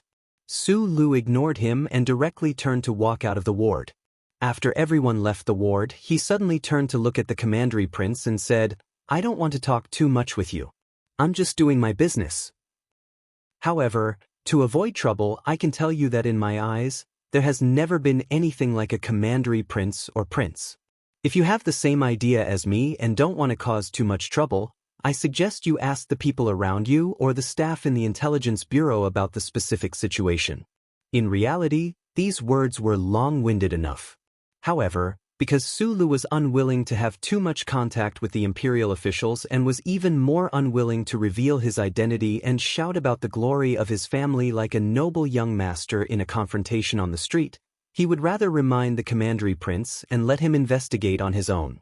Ever since he was a teenager, he had not liked to play this game of relying on his father. Back then, he had been an orphan in a mining family and did not have the right to rely on his father. Now that he had the most powerful father in the entire universe, he did not want to acknowledge him. Commandery Prince Jinzhong narrowed his eyes slightly. The expression on his face changed continuously because of this person's calmness. He stared at Su Li's face. Suddenly, he took a phone from a subordinate and asked a few questions. After hanging up the phone, the Commandery Prince no longer had his initial arrogance. His eyes were filled with an extremely complicated expression. He looked at Su Lu silently for a long time and then said, "The Emperor summons you to the palace." Su Lu paused and then said, "Not now. I will go when I have time." Because he owed a favor to the imperial royal family for this matter, his answer at this moment was already as gentle as possible. However, when it fell into the ears of everyone in the corridor, it was still like rolling thunder. He dared to directly refuse the great emperor's summons and say that he would go when he had time? Commandery Prince Jinzhong looked at him like a monster. He had wanted to use this opportunity to scold him as an elder. Suddenly, he thought of this person's past glorious deeds. He thought of how the most hard-working prince of the empire, the most bloodthirsty commandery prince, had been unreasonably killed by this small-eyed man in front of him. He immediately gave up on his previous thoughts. At night, Aunt Susan woke up. Su Lu stayed by her side and comforted her with a few words. Looking at Aunt Susan's haggard and sunken eyes, he did not explain too much and quietly urged her to go back to sleep. After Aunt Susan relaxed and fell into a deep sleep, Su Lu walked out of the ward and came to the verdant garden at the edge of the building. He looked up at the strange moon in the sky and lit a cigarette. He sank into a complicated and confused mood and was silent for a long time. The royal hospital was near the mountains and rivers. The scenery was excellent, especially in this special protective area behind the mountains, where only those with noble titles could live. It was built in the valley and welcomed the rising moon and sunset through the plum trees. It was so beautiful that it was like a dream that he did not want to wake up from. He thought of everything he had experienced during the day and guessed what was happening in the car repair factory. He thought of how he was now far away from that place as if nothing had happened. He saved Aunt Susan and strolled in the beautiful plum forest. He felt that it was really like a dream. Elder Tang Jizhong's words kept echoing in his mind. The longer they echoed, the more the scenes and suggestions were like poems in a dream. They gradually faded and faded. Although he did not forget them, they became more and more vague. Become the king of the left sky star region? Su Lu narrowed his eyes and looked at the bright moon hanging high in the dark blue night sky. He admitted that he was tempted at that time in the room, otherwise he would not have been silent for so long. Just like what Li Pifu said on his sickbed, Feng Yu went to Dong Lin in the past partly because he wanted to witness the tragic beauty of the decline of a society and civilization. To be able to witness some kind of big change in history was an irresistible temptation. Who did not want to go back to the beginning of time and see Schiller write wonderful works? Who did not want to go back to the beginning of history and see the Tai dynasty peacefully give up power and the scene of thousands of people celebrating at the beginning of the Republic? Becoming the emperor of the empire, witnessing a big change in the left sky star region that had not happened for tens of thousands of years, and even personally participating in it, this temptation was too great. It was so great that even he, a rock in Dong Lin, found it hard to suppress his desire. However, the sudden change in the situation and the cold situation caused by Qi Dabing made him quickly realize that the plan of the resistance organization could not change the world of the left sky star region. This kind of reform path from the top to the bottom would eventually lead to the old path of war and slaughter. No one would be willing to give up the rights and interests they already had, let alone the entire class of the imperial family. That Prince Jinzhong he saw earlier might be afraid of him because of his bloodline and did not even have the courage to oppose him inheriting the throne of the empire. However, if he carried out the agreement with Tang Jizhong, this prince would definitely resist at all costs. Su Lu could not even imagine what kind of attitude Huai Chaosher would have when the time came. In comparison, the current imperial family of the empire tried to use education to bridge the gap between the classes, which seemed more gentle and feasible. However, how could this kind of scratching through the shoe stop the pain of hundreds of millions of years? The bright moon hung high in the sky and the plum trees were fragrant without flowers. He walked slowly in the back of the mountain of the hospital, the cigarette between his fingers gradually burning out. He thought for a long time but still could not figure out why. He could not help but laugh at himself and admit that he was indeed a little stupid in this regard. Chapter 879. Star-seizing Palace was very tall, so tall that it reached into the clouds. Su Lu walked through the streets of the capital, looking at the building that overlooked the mortal world. He always unconsciously did not understand why the countless bloody rebellions of the empire had never harmed this seemingly slender and fragile symbolic building. Why had the successive emperors who lived at the very top been accompanied by the stars at night? Why had they not been able to cultivate a broad heart? More importantly, where had the empire obtained the technology from so many years ago to be able to protect that environment? Standing behind the internal official, he felt the gentle movement of the floating elevator. Because too much time had passed, he had been silently thinking about these things. Only when the elevator doors silently opened and that screen covered in golden sunflowers came into view did he suddenly wake up with a shiver. The emperor of the empire, Huai Fuchai, was sitting against the wall on the couch. He wore a fitting black and purple robe, with a belt of round stones tied tightly around his waist. Paired with the stone ring that bound his straight white hair behind his head, it gave him a particularly solemn and dignified feeling. Su Lu walked up behind him and said, "Thank you for yesterday's matter." Huai Fuchai slowly turned around and looked at him coldly. "This is the education you received in the Federation? In my impression, the Federation has always believed that the people of the Empire are barbaric orcs, so why is it that you, who they taught, do not know how to speak respectfully to your own father?" Su Lu maintained his silence. He did not explain anything, nor did he want to refute anything. "What did you say when you met with those trash yesterday?" Huai Fuchai looked at him with slight mockery. "They really want you to be emperor? And then after I die, they will throw the empire into chaos?" Su Li's gaze lowered slightly. In a low voice, he said, "The current empire is already in chaos enough." Huai Fuchai's sharp brows furrowed slightly. He looked at him coldly and suddenly said, "Since you do not bend your waist for power, since you loathe the smell of the imperial palace, why did you meet with those trash? Or is it that a trash like you is also moved and wants to take over everything in my hands?" The first two sentences were from that day outside the palace walls, the contents of their conversation in the wild graveyard. Su Lu slowly raised his head and calmly looked into his eyes, saying, "I have never thought of myself as trash. Cowardly and cowardly. He only has brute strength, but his shoulders can't carry anything. He can see the entire universe, but he has to deal with those rat-like trash. He looks at his father's back like a thief. If this kind of person isn't trash, then who is?" Huai Fuchai unceremoniously reprimanded him, "I really don't know what you've learned from Nasri. You didn't even learn his arrogance. True arrogance lies in the lack of fear, nothing else." Su Lu was silent for a moment before replying, "If saying bad words in front of you is courage, then I've already said enough dirty words when you whipped me with the thorns in your hand." As if recalling the extremely unpleasant scene of the past, Huai Fuchai slowly furrowed his brows. He recalled that it was he who had whipped this little guy in front of him until he was covered in blood and ordered him to be killed, but he had no idea that this was the only bloodline he had left in this universe. With this thought, Huai Fuchai's anger grew. Perhaps even he himself could not tell where this anger came from. From being deceived? Coming from a loss of face? In short, he slowly straightened his body. With the cold demeanor of a sovereign, he narrowed his eyes at Su Lu and said, "You are already old. You are already old. I don't want to educate you anymore, and I don't want to talk about responsibility with a piece of trash like you.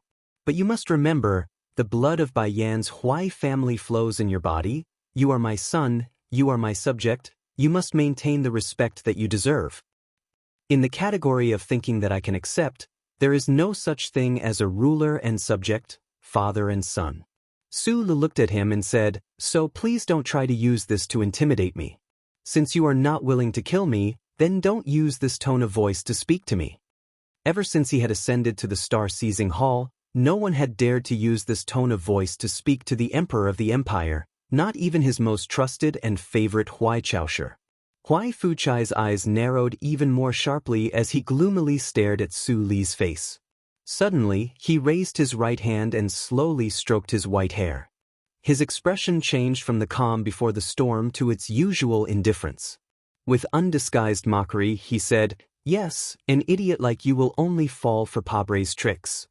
Su Lu slowly clenched his fists, not to attack, but to control his emotions. He simply did not want to meet this man in front of him. Although in terms of blood, he was his father, the reason he did not want to do so was not because of fear or anything else, but simply because he did not want to. Huai Fuchai calmly looked at his tightly pursed lips.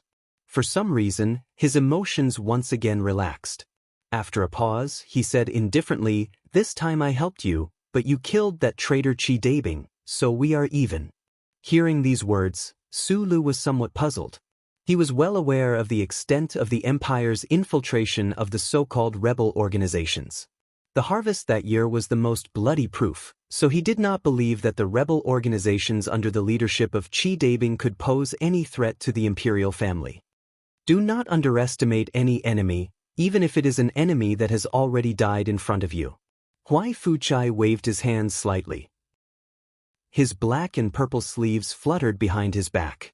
He expressionlessly walked to the railing and said in a low voice, "That bastard is lucky to have the blood of our imperial family in him, and he has the necessary personality to succeed. In my opinion, if he had not met you, he would have had a very good future."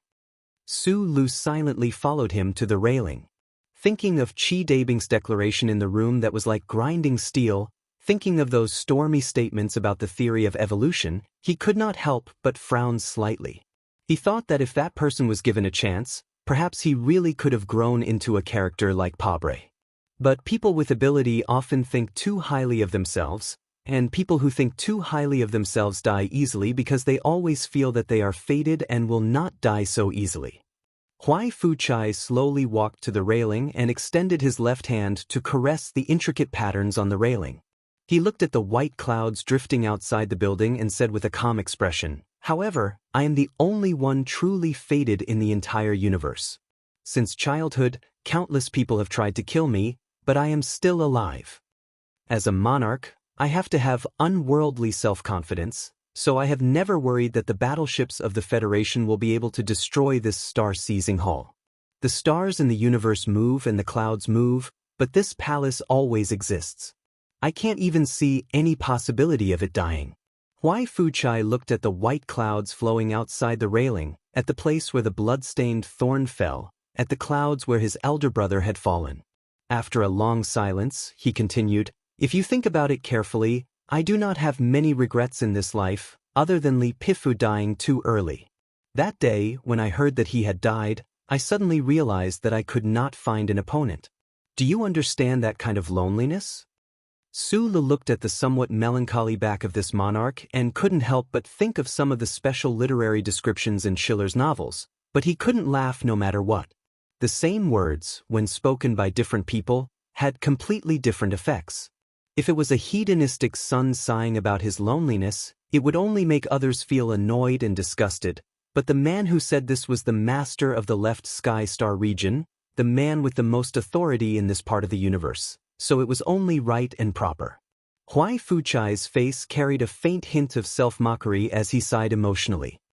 "In the eyes of many people, and in your eyes, this battle before you is hair-raising, but in my eyes, it is nothing more than a game. These little fellows are messing around. Do I have to participate?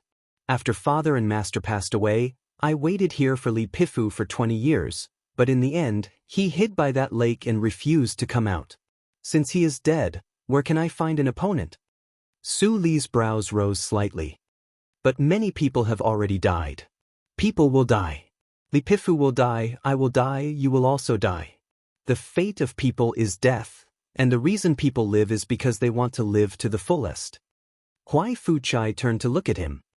"I am an emperor, I do not have the right to the fullest. Since you want to go to the fullest, I will not stop you. But you must remember, no matter where you go, no matter what you do, my blood flows in your body. Your glory and fall will be draped in the name of the Huai family. Even if you are going to die, you must find a way to die that will not disgrace me." On the way out of the royal palace, Su Lu silently thought about the seemingly meaningless conversation in Jiaxing Hall. He didn't feel much emotion or sympathy for the monarch who had guarded the royal palace alone for decades. He only thought about how this monarch clearly had a vision, willpower, and determination that ordinary people could not reach. He might even have great power that was no less than Li Pifu's, but because of that obsession that crossed his heart and made him unable to be happy, he waited his entire life only to see Li Pifu die of old age. Just how much meaning did such a life have? And what was the meaning of his own life? Muan was waiting for him outside the palace gates. He looked with some surprise at this underworld boss who was still wearing black fur. He narrowed his eyes and asked, "I heard that you are now a special official of the Bureau of Intelligence? My rank is very low. Although I have the protection of Her Highness, you also know that the various departments are filled with nobles and even members of the royal family. It is not easy for a commoner like me to rise up the ranks.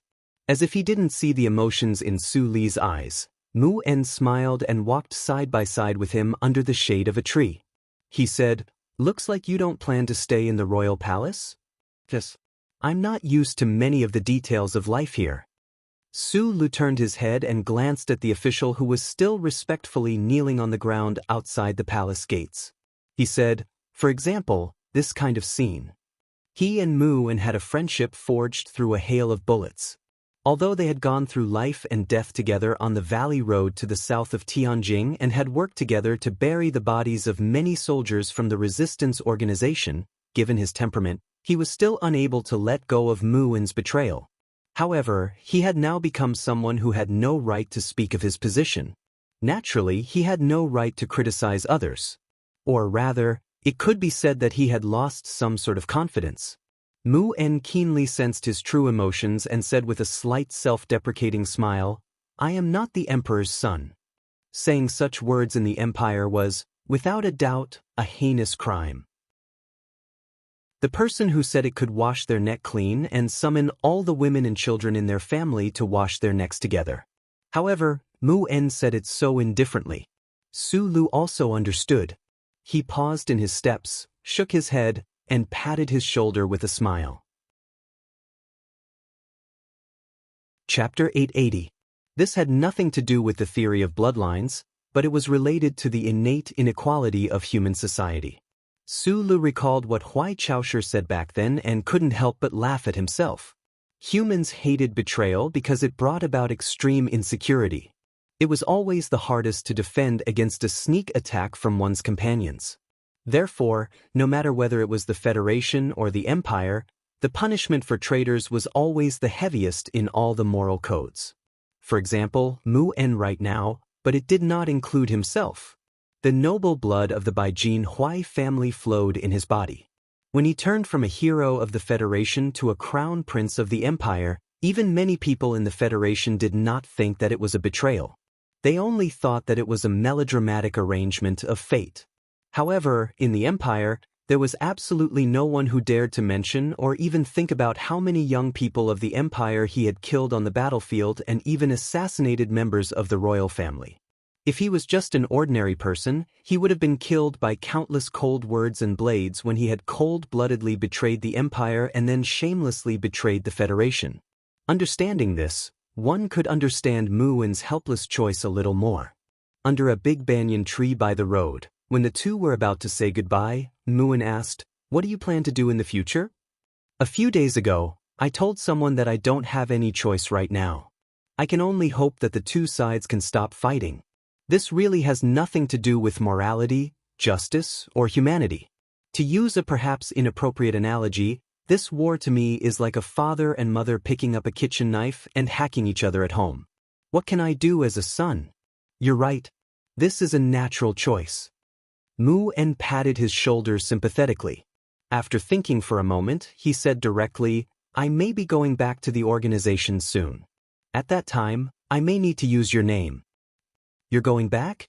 Su Lu frowned and asked. "Now, including the Federation, everyone knows that you're a traitor. How are you going to go back? Tang Zhizhong and Qi Dabing are already dead. You should be able to guess that the people in the organization will attribute their deaths to you. My mission back in the organization is to use the evidence provided by the Intelligence Bureau to expose Qi Dabing's true colors. Who will believe the evidence you provide? When it comes to things like evidence, you can believe it when you need it. For an organization that has fallen apart and is being cursed by countless people who originally supported them, the most important thing now is to survive. As long as the evidence can give them an excuse to change and survive, they will believe it. Can you make it clearer? Under the direct command of His Highness, I will lead the entire resistance organization and carry out extensive cooperation with the royal family to establish a united front to resist the invasion of the Federation." Mu En said calmly, "I believe that most of the comrades in the organization will agree with this approach." Su Lu shook his head and said, "There are two people that the resistance group hates the most. One is the dead Keaton, and the other is Huai Chaoshi, who leads the intelligence agency. They will never agree to cooperate with her." I'm not talking about the princess. Mu-En smiled and said, I'm talking about you, the crown prince. Holding the fruit knife with steady fingers, he cut the thin skin. Since he could repair the delicate structure with his naked eyes and hands, it was very easy for him to cut the apple. Almost in the blink of an eye, 7 rings of thin skin were gently peeled off. He held the white apple like a lantern and brought it to Aunt Susan's mouth. Aunt Susan looked at him with a smile and shook her head to show that she didn't want to eat it. Her expression was still haggard. She looked at him quietly and asked, Little guy, who are you? Hearing this question, Sulu knew how to answer. Whether it was when he was escaping in the small courtyard or when he came back this time, Aunt Susan could sense his difficulties and rarely asked him about these things. In fact, he could have directly stated his identity and believed that Aunt Susan wouldn't treat him differently because of this. But when he thought of her current physical condition, he didn't want to shock her too much. Thinking of what the doctor said earlier, his mood was a bit gloomy. The results of the comprehensive medical examination were not very good. The delicate noble lady of the past had become an auntie in the market with her arms akimbo. Behind the dramatic life were too many hardships of life, especially the hardships in the early years, which had caused great damage to Aunt Susan's body. Now, with the addition of the cold and fear, all of it broke out. Although it wasn't life-threatening, she needed a long time to recuperate. I work in the intelligence agency. Well, I should be considered a not small official. Sulu smiled and replied, Those criminals who kidnapped you mainly wanted to take revenge on me. It's my fault for involving you. You have already apologized many times. Aunt Susan looked at the black hair under his brown hair, coughed twice and said with concern, Is the palace no longer investigating you? You have to continue to dye your hair. Otherwise, it will be terrible if people see it. I'm not a fugitive. What are you afraid of? Sulu rubbed his hair and explained, Dyeing my hair is mainly for convenience. Aunt Susan sighed and said, Little guy is always lying. This is the second royal hospital. If you are just an ordinary official, how can I live here?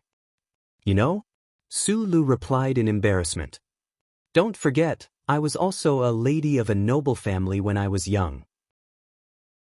Although I was not qualified to see a doctor in the royal hospital, I came with my parents to visit a great noble. Even now, I haven't forgotten the beautiful plum forest in the back mountain. Aunt Susan looked at him and smiled. Sweet memories of her teenage years flashed across her chubby round face. I said that I have a good relationship with the princess, Sulu said with a smile. Aunt Susan's expression suddenly dimmed.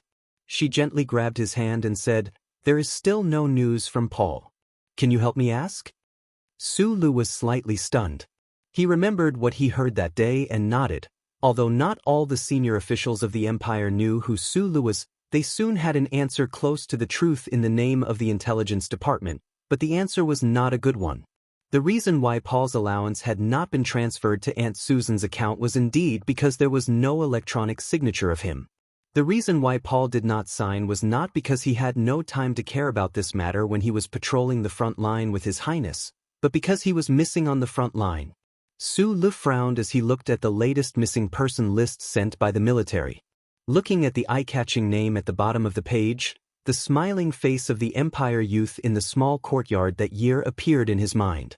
He had served in the federal military for many years.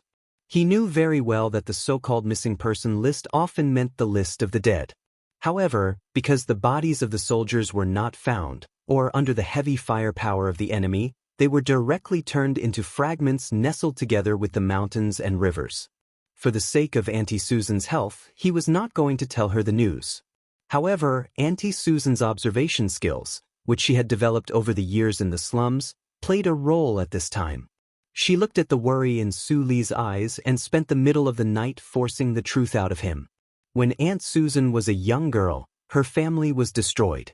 When she was a little older, her brother joined the West Woods Expeditionary Army.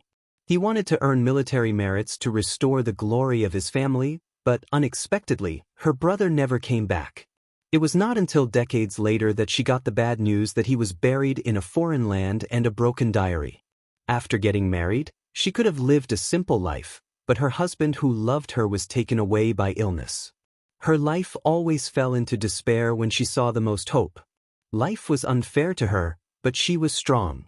She stubbornly survived with her young son in the most dilapidated slums of the empire until she heard the news that her son was missing on the front line. The endless pain and darkness instantly crushed Aunt Susan's spirit. Her body, which was already extremely weak, rapidly lost weight. In just 2 days, her cheeks were deeply sunken. She could only lie on the bed helplessly and sadly, staring blankly at the sky outside the window that was filled with the scent of plum trees. Su Lu silently accompanied her, watching Aunt Susan move step by step toward death. He gently held her face, feeling the touch that was much thinner than before, and said with a smile, "It's good to lose weight. When Paul comes back and sees a more beautiful mother, he will be very happy." Aunt Susan moved her lips with great difficulty, looked at him with a smile, and said in a hoarse voice, "These days, it's been hard on you. You don't have to make me happy again." "I'm not making you happy." Su Lu stood by the bed, looked at her face, and said calmly, "You have to live, because I will go to the front line to find him. I promise you, as long as he is still alive, whether he is captured by the federal forces, abandoned in the valley, or lost in hell, I will bring him back alive and bring him to you." The words were very calm, but there was a kind of firmness that made people have no choice but to believe it. It was like a stone silently smashed into an annoying wet mud. There was no earth-shattering sound, but it smashed a deep hole that was difficult to erase. Some kind of brilliance slowly appeared in Aunt Susan's eyes, the brilliance of life. She gently held Su Li's finger with a trembling hand and said, "I promise you I will not die, but you have to promise me one thing." "I will bring him back, don't worry," Su Lu replied. "No, I want you to promise me. You can't have anything happen to you." In the early morning in the suburbs of Jingdo where the morning light had just woken up, Su Lu, carrying a backpack, walked silently in the fields with Zhong Huiyan, who he had picked up from the great Master Fan Manor. "Brother, are we really going to Emohua Planet?" "Yes. I remember that day in front of Auntie's grave. You said that you wouldn't go to that place until you could solve a certain problem." "Yes, I miss the Federation very much, but I can't go back. I can't even see those people from the Federation, because I still can't find a way to solve that problem." "Have you found it now?" "Maybe soon. But still not." "Yes, but I found a reason to go to Emohua Planet." "What reason?" "I like Paul. He is kind and cheerful. Of course, he also has a bellyful of untimely hot-bloodedness. He is a very good young man of the Empire, just like those very good young men of the Federation. I like Aunt Susan. She is a good person. Good people should live a long life, just like those kind-hearted aunties of the Federation. There is no reason for such a person to die because of war." Chapter 881. In front of a beautiful mangrove forest, Zhong Huiyan stopped, looked up at him and asked hesitantly, "But so many people have died because of the war in the past, but you have been hiding far away. Don't you think this is unfair?" Su Lu stretched out his hand and rubbed her hair. He said softly, "Everyone has their own considerations. I just said that I am looking for reasons. Reasons are often excuses to convince myself. Auntie and Paul are closer and more important to me, so this excuse seems more powerful." Zhong Huiyan shrugged and continued to speak out the doubts in her heart. For example, on that planet full of killing, there were originally Xiong Linquan and other former companions. Why didn't you go? The morning light of the awakening spread from the horizon and sprinkled on the mangrove forest behind the two. The dewdrops on the thick red leaves sparkled like diamonds, reflecting the surrounding red scenery and adding a bit of charm. Su Lu looked at the camouflaged spaceship at the edge of the woods. Suddenly, his expression froze. After a moment of silence, he patted the girl on the shoulder and said, "You go up first." Zhong Huiyan frowned slightly and glanced at the mangrove forest subconsciously. She roughly guessed what the situation was, but she trusted Su Lu unconditionally. She would never be a burden like those noble ladies who only knew how to scream and tremble, so she didn't say much and walked over calmly. Watching the spaceship remove its camouflage and slowly close the heavy hatch door, Su Le loosened his finger that was holding the trigger and slowly took his hand out of his pocket. He turned and calmly looked at the depths of the mangrove forest, the place in the dark and beautiful scenery. It had been nearly 3 years since he left the Federation. He had been traveling in the Empire for a long time. That person had never appeared, but he knew that the other party would appear at certain times. He had killed Shi Dabing, and the story of that person's deep roots in the Empire had come to an end. Presumably, he would come out to express regret or anger. Because of this mental preparation, Su Li's mood was very calm at this time. He was not nervous. Of course, he kept the necessary vigilance. Although their relationship was good, who knew if the other party would go crazy? Feng Yu walked out from the depths of the forest with a slight smile. His weathered face appeared a little gentler under the light of the red leaves. Only his mouth full of yellow and black rotten teeth were exposed frivolously. Facing the gradually brightening morning light, it showed the ugly details. Can a cold-blooded animal like you really live for 1,000 years? Su Le fished out a box of cigarettes from his jacket pocket, took out a windproof lighter and lit it up. Then, he threw the cigarette and lighter over. At this time, there was still a distance of about 10 meters between them. Feng Yu lit the cigarette and took a deep breath. The white smoke with a hint of light blue blew out from his nostrils. Then, it strangely rolled around his face and refused to disperse, blurring his eyes. Feng Yu's eyebrows slightly raised. He looked at the rising red sun and said, "I taught you. You were clearly a citizen of the Empire, but you always thought of the good of the Federation. You watched your former subordinates go through fire and water, but you hid thousands of light years away. When it comes to cold-bloodedness, you have long surpassed me. As for hypocrisy, you are somewhat similar to that old man who already died." Su Lu knew that the old man he was talking about was the military god Li Pifu. He shrugged indifferently and said, "Uncle, I've read a lot of books in the past few years. Even if I can't fully understand some of them, I still memorize them in a clumsy way. However, there's a passage that I didn't read recently. When I was young, you had me go to the library of Heshi State University to read, and I copied it down." Without waiting for Feng Yu to ask or mock, Su Le continued, "The backwardness of a society is first and foremost the backwardness of the elites, and the most obvious sign of the backwardness of the elites is that they often criticize the backwardness of the people. Although you, who played the role of George Carlin, never said this, you have always done this, whether it was in front of the Federation or the Empire. I remember that this is a famous and correct line of nonsense said by a certain famous Federation politician." Feng Yu smiled and said, "I'm just curious as to why, when we rarely meet, you've become one of those boring middle-aged men, habitually making this kind of judgment.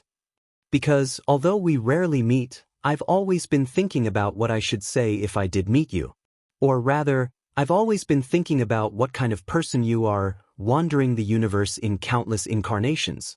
The Emperor of the Empire has his goals, although that goal no longer exists. The great teacher has his own goals, although they are somewhat literary and somewhat sour. The military god also has his own goals, although they are somewhat unyielding. Even the aunties who sell children's clothes in the market have their own goals, although they are specific and subtle. But what about you? What exactly is your goal?" After a moment of silence, Su Lu slowly spread out his hands, feeling the slightly cold morning breeze. He did not hide the part of his heart that had cooled down. Looking at Feng Yu, who was not far away, he sighed and said, "I've thought about it and realized that your goal is only playing. You have the ability to resist the charter. You see yourself as a god above all. You just find these things interesting, that's all." The corner of Feng Yu's lips curled up slightly. Looking at him, he said mockingly, "Does this count as a concrete manifestation of a child's patricide complex in psychology? Your disappointment in me is only because you need to use a certain method to prove that you have already surpassed me, that you can easily defeat me. Only in this way can you complete this process. No, I don't want to defeat you or surpass you. I'm not Chi Dabing. I've never believed in the theory of evolution. I just want to tell you one thing." Su Le looked at him and said calmly, "Tang Zhizhong and the others want me to become the emperor. I know that this matter definitely has something to do with you. You want to see whether chi dating or I can make your idea come true. In order to know this, you can even coldly watch us kill each other in the room. I don't like this. Also, don't expect to play me like you played the people of the Federation or like you played chi dating. The morning light shone on Feng Yu's face. After a moment of silence, he said with a smile, I know very well that he is no match for you. However, I only have 2 students in my life. You really shouldn't kill him. I'll repeat myself. I'm just an employee. Looking at the smile on his face, Su Lu raised his eyebrows slightly and said, he wants to kill me. Why shouldn't I kill him? I can't be bothered to care about that guy's existence. What meaning does it have to you? Over the years, many people have told me that there is no reason in the universe. Since you old guys have forced me into a corner, my fist is reason. Feng Yu bent his finger slightly and flicked the cigarette far into the red sun. He said calmly, since we're about to leave, let's get to the point. Don't bother me in the future. Su Lu said, if you're tired of playing and don't want to go through all this trouble anymore and want to go back to the Donglin Sanatorium to find a girl, I'm willing to go with you. I'm very good at paying for prostitutes. However, if you still want to play with me, please forgive me for not being a toy. When the time comes, I don't know what I'll do. At this point in the conversation, Feng Yu slowly furrowed his brows for the first time. Under the reflection of the morning light, one could clearly see that there were traces of silver in his brows.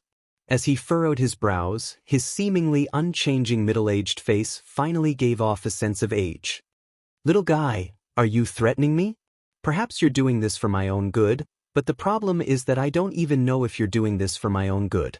You're hard to trust, probably because we're 2 different kinds of people.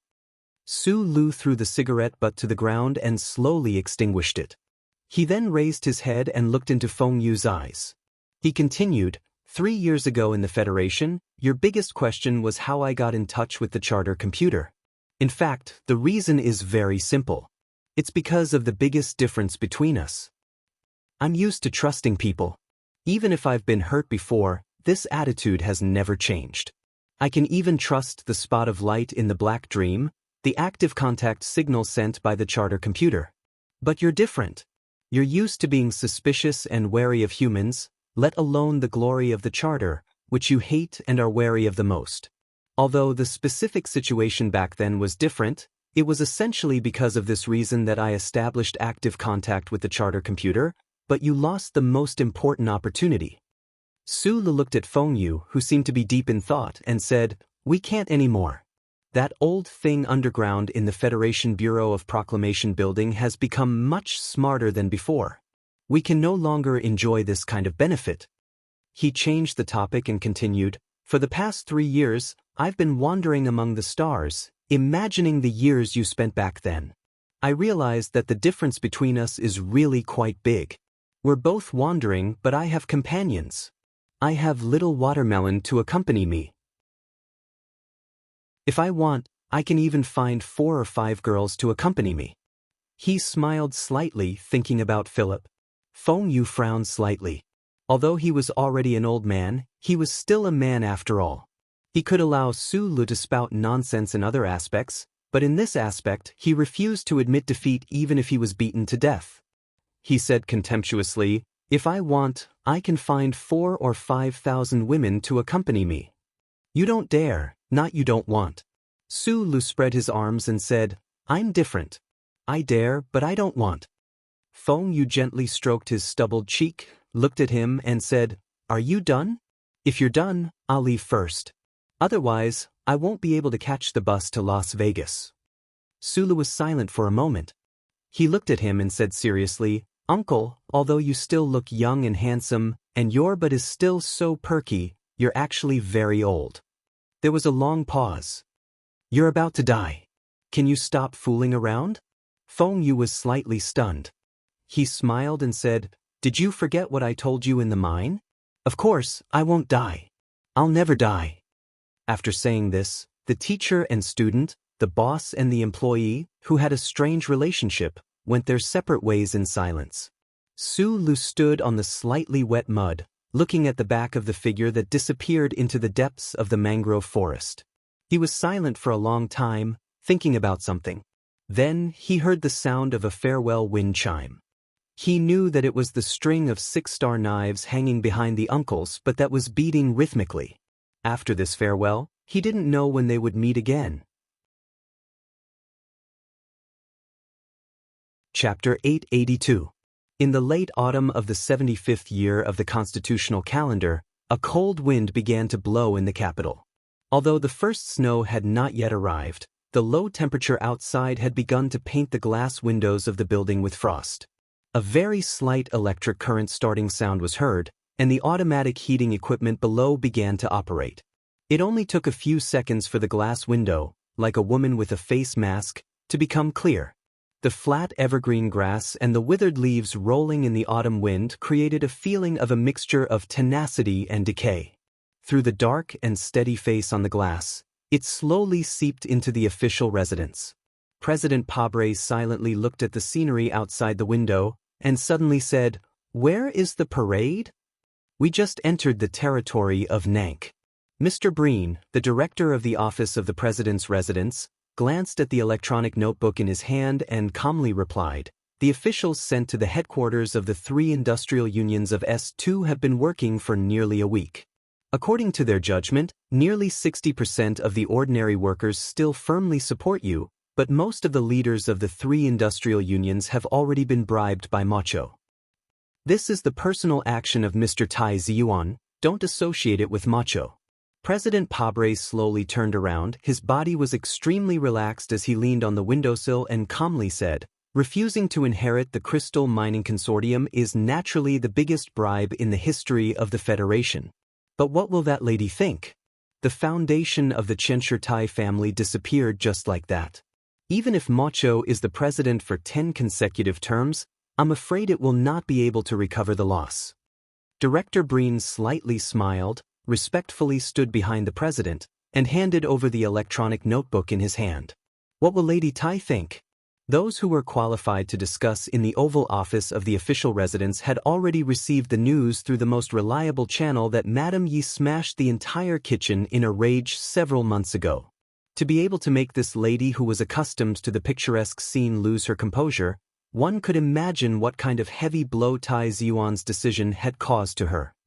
The ambush in the Straits of Mo Hua Planet achieved the greatest victory. Even if Shaoqing was not at the front line, the gift he left for the princess still played a role. He is indeed a rare talent.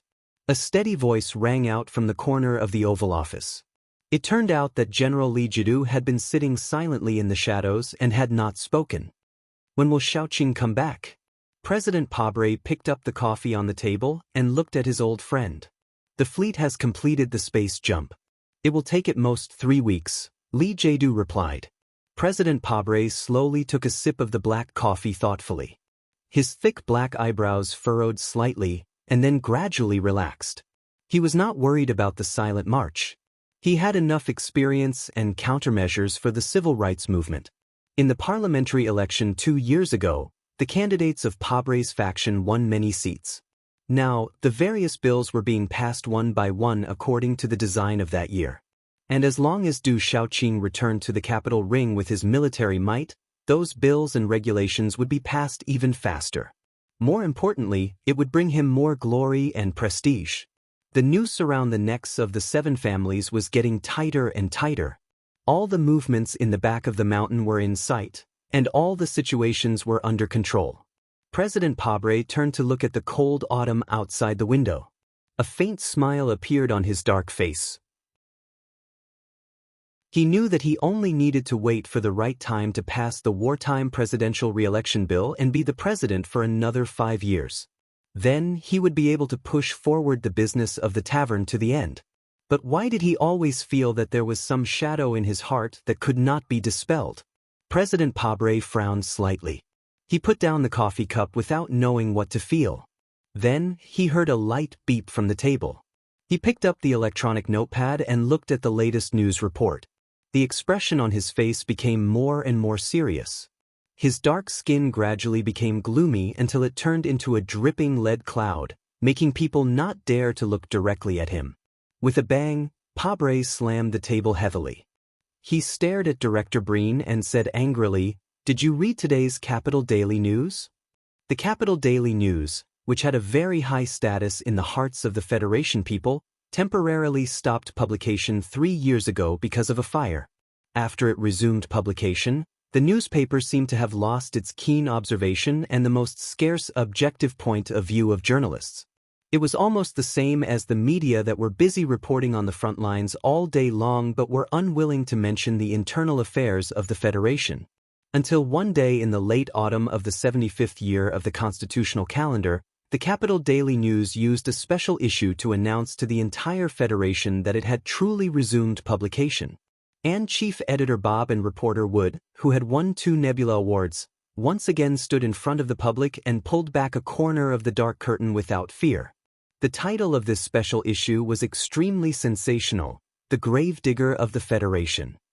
Who was the gravedigger of the Federation? The 7 notorious families that had been hidden in the dark history for thousands of years? The imperial people who were as ferocious as beasts in the Gary Corridor and vowed to destroy the Federation? Or the germ-carrying rats that the HTD Bureau of the Federation couldn't completely eliminate no matter how they cleaned up? No, the answer provided by the Capital Daily News to the entire Federation was beyond everyone's expectations and shook everyone's nerves. Because they believed that the gravedigger of the Federation was President Pabre, who still enjoyed a very high reputation, and the Federation government under his leadership. This special issue used a full 4 pages to help the Federation people look back to the time and space of a few years ago. They recalled the big explosion that had gradually been forgotten by people, the West Woods Military Region Commander-in-Chief Zhong Suohu and his wife who died in the explosion, and thousands of Federation soldiers.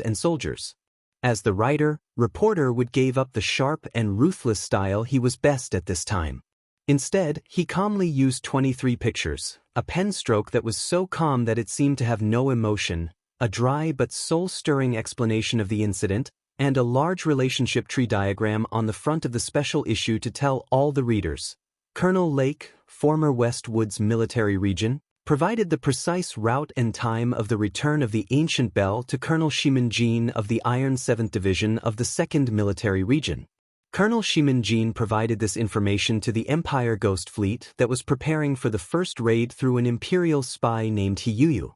When the Empire Ghost Fleet forcibly passed through the space passage of the Gary Corridor and entered the Federation's star sector, they passed through 47 astronomical units without being discovered by the Federal Fleet. That was because they obtained the data of the corridor between the remote star sector, the Glory of the Charter, and this data was collected and provided by the current director of the Bureau of Proclamation, Cui Judong. The middlemen were still Colonel Shimin-Jin and the spy named Hiyuyu. Then, the clear relationship tree diagram closely connected the names of Shimin-Jin, Hiyuyu, and Cui Judong. Then, the branches gradually spread out, and the names of the 2 senators appeared. The name of the director of the Princess Office of the President's residence appeared. The name of the former Vice President of the Federation, Mr. Li Jiedu, Chairman of the Federation's Joint Chiefs of Staff and Commander of the 1st Military Region, and the name of the former Commander-in-Chief of the Federation's enemy, Du Shaoqing, appeared. The special issue of the Capital Special District Daily titled, Who is the Gravedigger of the Federation, did not embellish or hide the above information. It did not use the titles of certain officials or military officers, nor did it use any vague guesses. Instead, it directly confirmed and pointed out the name directly.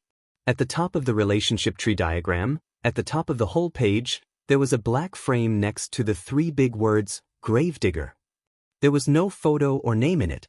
But all the people of the Federation who saw this newspaper knew who it was. On the back page of this special issue, the editor-in-chief of the Capital Special District Daily, Bob, wrote, I believe that those of you who read this special issue can clearly read the thoughts of me and reporter Wood from the pictures and evidence. Yes, we officially accuse President Pabre and the government under his leadership, as well as the Trinity Association, which is said to have gathered the most intelligent elites of the Federation, of conspiring to kill the bravest general of the Federation with the help of the Empire. Perhaps no one believes this accusation because when feelings are frustrated and trust is damaged, people are often more willing to believe that this frustration and damage is a conspiracy. Then, I suggest that you read our investigation report carefully again, instead of angrily tearing it to pieces. This evidence is not fake, and the source is not suspicious. The person who found the evidence is dead and bears some very heavy charges, but reporter Wood and I believe him, because he helped us expose the true face of Senator Macklin, and he used the evidence of his death to prove the reliability of this evidence. The person who handed us the evidence once reminded us that we need the right time to release this evidence, otherwise it will only disappear under the angry spit of the people and the strong suppression of the government. Is now the best time? No, now is not the best time. The war between the Federation and the Empire is still going on, and the attention of the entire society is still stuck on the war-torn planet Emohua. Even the demonstrations of the 3 industrial unions in the 4 mountainous states do not seem to be able to stir up much waves. But we can no longer wait, because we have watched the government seize the power that is not granted by the law step by step through various acts under the pretext of cracking down on the 7 families. We have watched as the fanatical Pabre doctrine has blinded the eyes of too many people and reverberated in every building in the capital like hot air. The various departments of the government use the Evil Patriotism Act to arbitrarily expropriate resources and arrest people, ignoring the law. What is even more frightening is that the government has become accustomed to relying on secret departments and psychological intimidation to maintain its legitimacy. We really can't wait any longer. The longer we wait, the more depraved the Federation will become. Mr. Pabre still has more than 2 years left in office. Do we still have to wait for 2 more years? He has been trying to get Parliament Hill to pass a bill and complete an unprecedented 3rd term in office. So will there be a 4th? Then do we have to wait forever? That is why we published this investigation report, not because now is the best time, but because now is already the Federation's last chance. Chapter 883. In the spring of year 67 of the constitutional calendar, during the Nebula Award ceremony for Senator Medellin, I heard President Pabre say this. The person dying is not as good as a lamp going out. A lamp has light, but the place it cannot illuminate is darkness. If one does something wrong, one must pay the price. Perhaps I am not a mature politician, but I am a firm believer of the Federation's laws. If I die, you can dig up my grave and see what color it is. I also have the same attitude towards some people who have died. Back then, Senator Medellin had just died in an assassination. The people did not know that he would be the future seed of the infamous empire. Back then, Mr. Pabre had just taken office as president, full of vitality and beautiful ideas to change this world. Without hiding anything, I was also one of his most loyal supporters back then, just like you all who are reading this newspaper right now. However, just like what Mr. Pabre once said, if one does something wrong, one must pay the price. As the Federation's president, every one of us has the right to ask him to stand on the side of the moral divide. Moreover, what he did already crossed the line of morality. We have no intention of supporting any political movement, but we insist that the people should have the right to know the truth. Will our accusation affect the war in the left sky starfield? Will our demands make the soldiers on the front lines shed more blood? I do not know the exact answer. I only know that in this war between the Federation and the Empire, if there is some kind of justice that can be said loudly, then it can only be that we have a better system than them. The people who live in this starfield believe in kindness, justice, conscience, and law. If the Federation that the frontline soldiers protect loses these precious qualities, then what is worth their blood and sacrifice? Vice President Byron is dead, Colonel Lake is dead, Colonel Shimanjin is dead, Mr. Senator is dead, many people have already died. There is no way to confront them, because even if we dig up their graves, the only answer we can obtain is silence. However, there are even more people who are still alive. They did not accept the judgment of the law or anger. They coldly sit at the highest level of the Federation, high above, ruling this world, changing this world. I don't know what color their graves will be when they dig them up, but we know that if we don't stop them, then the entire Federation will be buried in an ice-cold grave. Written by Bob and Wood in the autumn of the 75th year of the constitutional calendar. The Capital Daily News had long since moved away from the newspaper street that was filled with the smell of ink in his imagination. Now, it was just a very ordinary building in the western part of the capital. However, the eye-catching sign of the eclipse of the moon still hung at the entrance of the news agency. Although it had been burned away by the fire, it still existed. In the room behind the huge sign of the eclipse of the moon, reporter Wood rubbed his leg and concentrated on reading his report for the fourth time. After the traffic accident, although his leg had recovered very well, every time it was cold and gloomy like today, it would ache unbearably. I still think that the last paragraph shouldn't be added. The justice of this war cannot be questioned. No matter how vague you write it, it will give the other side a good excuse. Chief Editor Bob sat behind his desk and smiled. He gently wiped his glasses and said, "This is very likely to be our last article in the news industry. I have to be willful for once." At this moment, the black phone rang. Wood glanced at him worriedly, but his expression didn't change. He calmly picked up the phone and said, "What did the board of directors say?" The chairman on the other end of the phone coughed twice and said in an even voice, "Mr. Lee wants to talk to you." On the other end of the phone, the president of the Sanlin Bank, Lee Xiuzhu, said in an undisguised voice of praise, "Mr. Chief Editor, you don't have to worry. We will protect your safety. The special issue will be fully printed." After hanging up the phone, Chief Editor Bob spread his hands and looked at Wood. He said, "The boss of the boss seems to have a lot of opinions about the government." For Bob and Wood, the boss of the newspaper company, the giant Sanlin United Bank, had decided to fully support the newspaper company in its war against the Federation government. This was not a very difficult puzzle for them. They didn't want the newspaper company to participate in the war between the government and the seven families. In fact, before publishing the news that shocked the Federation, they, who had independent editorial rights, didn't have any contact with the board of directors. Therefore, at the emergency hearing on Parliament Hill later, when faced with the aggressive questioning of a certain member of Parliament, Chief Editor Bob smiled and didn't admit to any of the accusations. According to the News Information Confidentiality Act and the Citizens Privacy Act, I refuse to explain the source of the evidence to the hearing. In addition, according to Article 4, Section 27 of the Charter, news reports are never required to bear the burden of proof.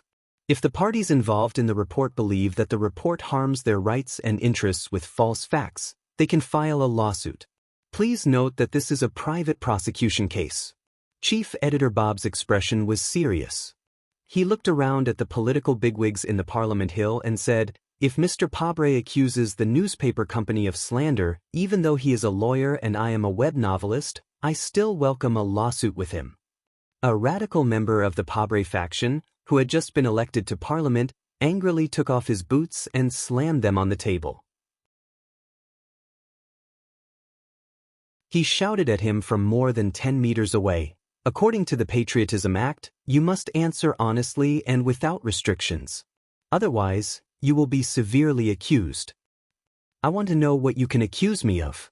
Chief Editor Bob pressed down on the shoulder of the enraged Wood, stared at the Member of Parliament, and asked in a harsh tone, "The Patriotism Act? From the first day this act was passed in Parliament Hill, I was not ready to accept it. In fact, as a citizen, I have filed a lawsuit with the Supreme Court. I think this act seriously violates the Charter and should be revoked immediately."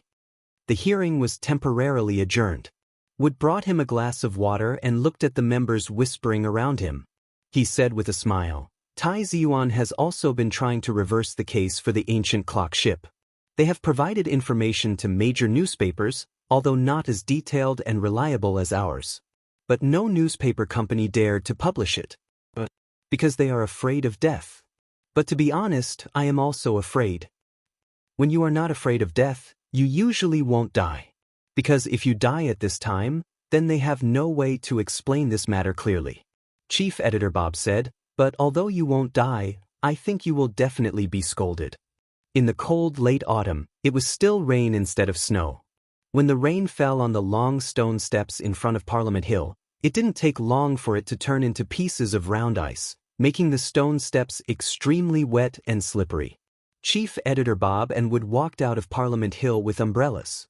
They supported each other as they walked down the stone steps. Their movements were extremely clumsy. The two walked to the bottom of the stone steps with difficulty. What greeted them were countless flashing lights and microphones, as well as the insults of the agitated people, such as traitors, running dogs, and dog excrement. Chief Editor, I heard that the Board of Directors of the Capital Special District Daily has been secretly receiving financial support from the Sanlin United Bank.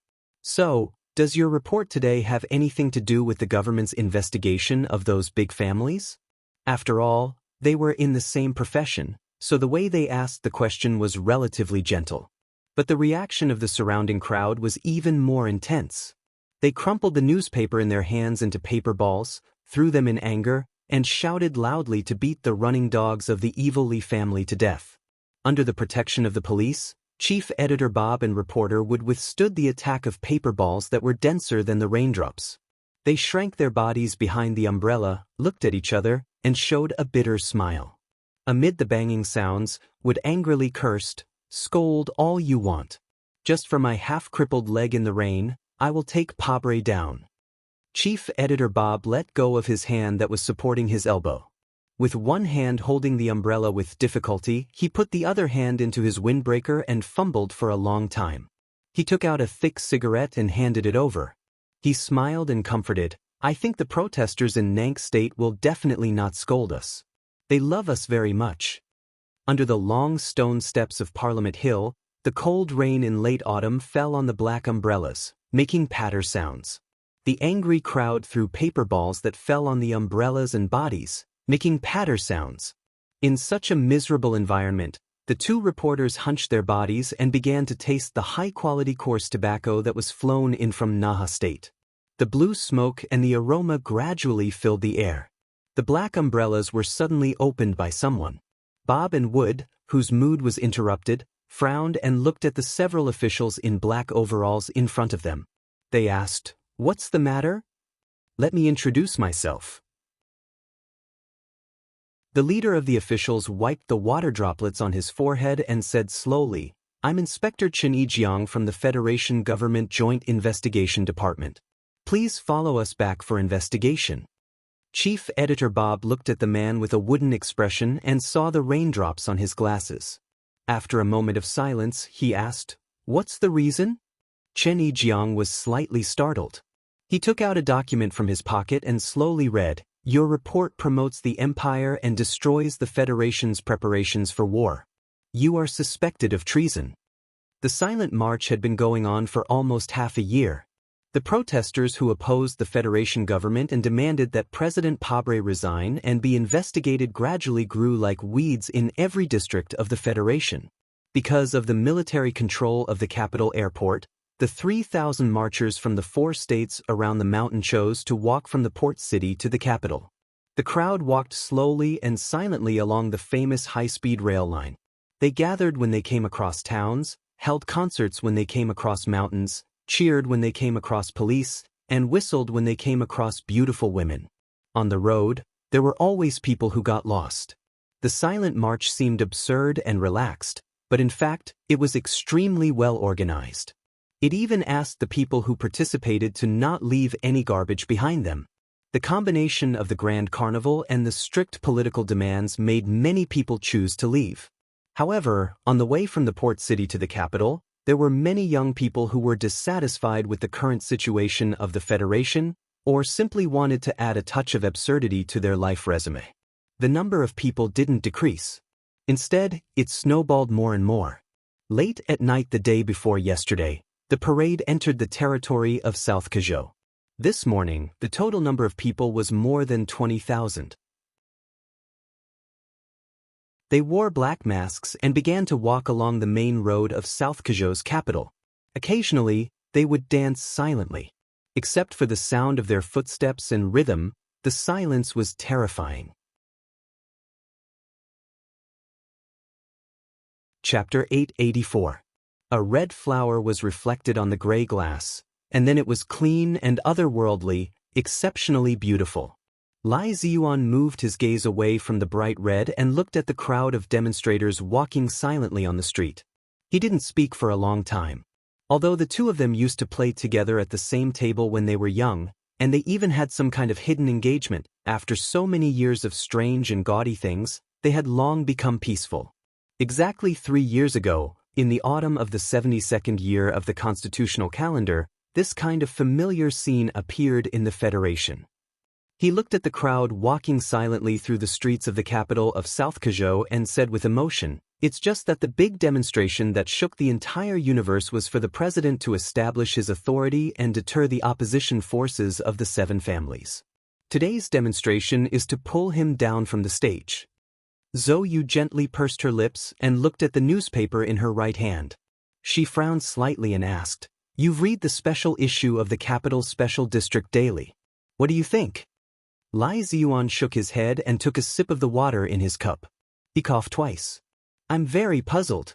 Where did Bob and Wood find the evidence? It's exactly like the Macklin case.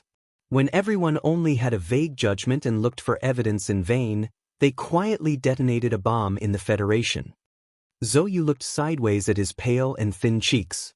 After a short pause, she continued, "We've been silently marching for half a year. Neither you nor I can find such a powerful thing. Don't you think it's strange?" "It's not strange," Tai Ziyuan said. "You said that the situation is exactly the same as when Macklin was investigated. So it's obvious that these things were left behind by Sulu before he left. As for the guy who found these things, I've also seen him." He quietly looked back at Zhou Yu's charming eyes, as if he wanted to confirm some facts that no longer existed from her reaction. But in the end he didn't get a response. After a moment of silence, he continued, "Chief Editor Bob also mentioned that he's dead, but I believe that even if Shi Qinghai is dead, he will leave behind enough foreshadowing before his death to make his enemies suffer." Hearing the name that she hadn't heard for nearly 3 years, Zhou Yu's expression didn't change at all. Her charming and beautiful face was still like a proud red flower in the cold wind, but her right hand holding the wineglass was slightly pale. Then she turned around and calmly looked at the silent crowd under the window, not letting Tai Ziyuan see her eyes. Tai Ziyuan glanced at her side face, then looked at the crowd under the window. He picked up the glass and drank a mouthful of water, then turned around and walked back to his desk. His eyes swept over the debris in the wastebasket, and he said, "In the past 6 months, the general strategy of the election headquarters has been made by you. I have to say that I admire the excellent planning ability you have shown, so I have never objected to any of your proposals. But not this time." He raised his head, looked at Zhou Yu and continued, "This proposal is too violent, and we are the ones who initiated the violence." Being directly denied by Tai Ziyuan, Zhou Yu's expression still didn't change. Looking at the crowd of demonstrators who were slowly walking to the downtown business district like ants under the window, she said, "Without blood appearing on the TV screen, there is no way to touch the numb hearts of the people. Without violence, there is no revolution. You should be very clear that any mass movement will eventually enter the cycle of violence. If we don't prepare well and take the initiative, then we will only be blown by the wind and beaten by the rain and become a joke in history." She slowly turned around and looked at Tai Ziyuan indifferently. The glass of wine in her hand was as red as blood. In history, the young people's revolutions were rarely successful because their thinking was too simple, too naive, and too idealistic. As the leader of this movement, although you are also young, you can't make the same mistake. Tai Ziyuan raised his hand to stop her explanation. He said with a smile, "You don't have to explain too much. I know the real purpose of you choosing this radical proposal better than these 400 staff of the campaign headquarters. You still want to intensify the current situation and force that person to appear before Du Shaoqing comes back. But you made a mistake." The smile on Tai Ziyuan's pale and thin face gradually disappeared. He rubbed his tired eyebrows and said slowly, "You overestimated Su Li's influence or ability. No matter how powerful his combat ability is, or how sensitive his identity is, he is only one person after all. He can't change the general situation. Even if he is still the same person as before, what can he do when he sees the Federation fall into chaos and sorrow and appears in front of us? And don't forget, he is still a person of the Empire. He is the son of the Empire's emperor. We haven't seen him for 3 years. No one knows if he has enjoyed kinship or not in the Empire. No one knows how the throne of the left Sky Star region will change him, but we know that he is a person of the Empire, so he is an enemy. You have to be clear about this. As his best friend, you should know what kind of person he is, Zhou Yu said indifferently. Unless one is a real stone, anyone will change, especially when he has suffered a mental attack that normal people can't imagine. Tai Ziyuan calmly and firmly ended the discussion that had yet to truly begin. When it comes to things like violence, although it cannot be avoided, it must be controlled. If we blindly incite the emotions of the people and incite class conflict, then what is the difference between us and the Macklin of the past and the Pabre of the present? Hearing this, Zhou Yu was silent for a very long time. Although she didn't say anything, it was equivalent to expressing her agreement. As the head of the decision-making department behind the Silent March, her stance was of great significance to this mass movement that was destined to rewrite history.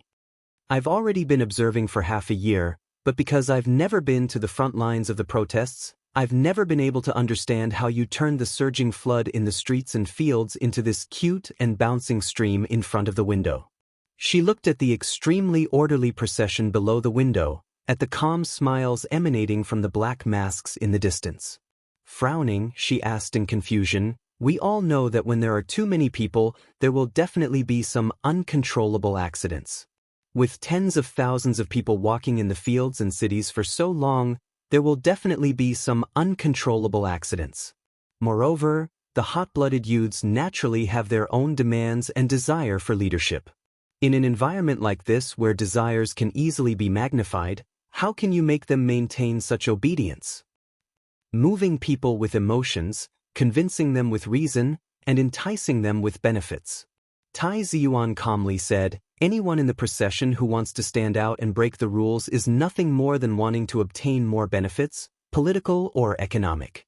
Therefore, every time I find such people, I'll use money to knock them out in advance and then drive them away." He walked to the window and pointed at the applauding citizens of South Kazhou on both sides of the street. He continued, "In fact, you should be very clear on why the procession is always welcomed by the citizens. Apart from the fact that the procession maintains order and doesn't disrupt their lives, the more important reason is that these citizens know that once the Silent March succeeds and Pabre is forced to resign, they will be able to obtain a large amount of income." Zhou Yu placed the wine glass on the windowsill and looked at the crowd that was waving small flags and applauding. She thought of the press conference that had shocked the Federation half a year ago.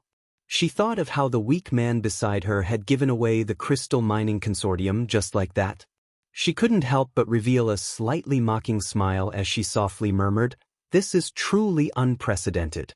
Do you think that if the Empire's emperor is willing to give enough benefits, the people who are fanatical supporters of the war will suddenly collectively become pacifists? Internal affairs and war can't be compared and considered on the same platform. However, the fundamental purpose of war has always been for benefits. If the Empire can give enough resources, not to mention the people, even I won't support the continuation of the war." Tai Ziyuan looked down the window and slightly narrowed his eyes. He calmly said, "The Federation government controls too many resources, but there is one thing that they will never be able to compare to me. They don't have the money that I have. This is a simple and violent war. I want to use money to smash Pabre into the dust." What an arrogant declaration. Zhou Yu smiled and sipped the wine. "But don't forget that Madame is very angry about your decision. Many people in the big families think that your decision is crazy. The liquidity of the headquarters is running out. Are you really going to ask Miss Jian Shuer to hold a few more charity performances to raise funds? Not everybody thinks that I, the Crown Prince, am crazy. So, it seems that the businessmen who are said to be easily blinded by benefits have a pair of profound eyes." Tai Ziyuan smiled and said, "Of course, the old man who is seriously ill may be a special case. Let me tell you a piece of good news. I just received a call from Li Xiaotong. Last night, a meeting was held in the manor of the Li family. The final decision was that the Sanlin United Bank will provide us with abundant and limitless assistance." Zhou Yu slowly raised her eyebrows, and an inexplicable smile appeared on her face. She said, "This is really good news. At least tens of thousands of people's boxed meals are finally guaranteed. Also, even the old man of Liyuan Palace thinks highly of you. Maybe it will affect Madame's attitude." Hearing the words, "Madame's attitude," Tai Ziyuan seemed to have thought of something, and his expression became a little complicated. Then he coughed violently and held the windowsill in pain. The unhealthy blush on his pale cheeks spread like a sunset cloud. Bai Qi, a young woman in a white dress, pushed the door open and walked in. She walked behind him anxiously and gently relieved his pain. Then she took out a pill and fed it to him. Tai Ziyuan smiled to express his gratitude and then waved his hand gently. Bai Qi saw his appearance and felt a little relieved. She quietly pushed the door open and left as if she had never appeared before. Only Zhou Yu noticed that she glanced at her warily when she closed the door. She couldn't help but smile mockingly. "I heard from Su Lu that Bai Qi is your first woman. I really didn't expect that with your status, you would be so affectionate. This has nothing to do with being affectionate. I like her very much. She's quiet, honest, and knows her place. Since she doesn't want to leave, I'll treat her well." Tai Ziyuan was suddenly stunned. He frowned and thought for a long time. He said with some uncertainty, "It seems that Su Lu threatened me with this issue. Could it be that I was threatened by him? Your marriage has been delayed for 2 years. Does it have anything to do with Bai Qi's existence?" You know very well that in the world of people like us, marriage has never had anything to do with feelings. It's just that many people in those big families think that I've gone crazy. How could they bear to marry their daughters to me? This is probably why I treat Bai Qi well. Women are troublesome, but she's an exception. Zhou Yu thought of Bai Qi's hidden and vigilant glance when she closed the door. She said with slight mockery, "Only people without abilities think that women are troublesome. This has nothing to do with ability." Tai Ziyuan smiled and sighed. When Su Lu fought against the entire Federation, he dared to pick up a gun and kill people without any scruples. However, even someone as powerful as him couldn't do anything when he met those women of his.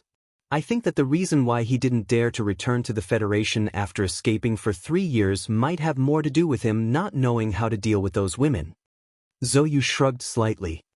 It's not a good habit to laugh at your friends behind their backs. All right, then let's continue talking about the previous bribe. The effect of the drug seemed to be very fast. Tai Ziyuan's expression quickly returned to normal. He looked at her and said, "A critic once said that the backwardness of a society is first of all the backwardness of the elites, and the most obvious sign of the backwardness of the elites is that they often criticize the backwardness of the people. Yuzi, your current mentality already has this kind of feeling. Isn't the word elite used to scold people?" Zhou Yu looked at the people on the street below the window. She looked at the sky indifferently and directly commented, "But I do think that they are very backward." Tai Ziyuan replied, "If there is a so-called backwardness, it is because the channels to obtain information are not smooth. If you know more, you will naturally not be backward. For example, the readers of the capital's special district daily." After a pause, he added an explanation.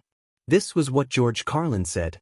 At this time, he and Zhou Yu naturally did not know that in the distant Wutian galaxy, in the suburbs of the Empire's capital, Su Lu was unceremoniously criticizing Uncle Fengyu, who was also George Carlin himself, as a hypocritical elite who only knew how to criticize the people for being backward. George Carlin is already dead. Let's focus on the people who are still alive. Zhou Yu asked, "What do you think about this war? Have you calculated the impact of the situation on the front line? This war can't go on any longer." Tai Ziyuan directly replied with a rare seriousness, "The media reports have been filtered, but you and I should know how dangerous the situation on the front line is, especially that Mo Hua planet. The war has been going on for 3 years, and the devastation of the war is unimaginable." He looked at Zhou Yu and continued, "Too many people have died, and compared to the benefits obtained, it is too unbalanced. The most important problem is that after paying such a high price, the Federation still does not dare to say that they will definitely win. Even if Du Shaoqing has been on the front line all this time, they still cannot win, so there is no reason to continue. The Empire's people's attitude toward war is different from ours. When faced with a dangerous situation, they can directly throw in lives, fighting with flesh and steel. However, they have more than 100 billion people. Can the Federation kill them all? Zhou Yu thought for a moment and said with a frown, as long as there are enough crystal mines, enough to support the regular cruising of 3 integrated fleets, the Federal Fleet will be able to lock down Mo Hua planet. When the Empire's troops on the surface are isolated, the Empire's rear troops will not be able to continuously resupply, and your pessimism will be meaningless. The prerequisite is that there are enough crystal mines. No one in the Federation knows the situation of the crystal mines better than I do. Tai Ziyuan said, the extraction of the crystal mines in Galaxy X is half a year later than expected because of the government's strong infiltration 3 years ago. Even if this situation did not happen, it will take at least 2 more years before it can be mass-produced. How can we drag this out? How many more people will have to die to drag this out?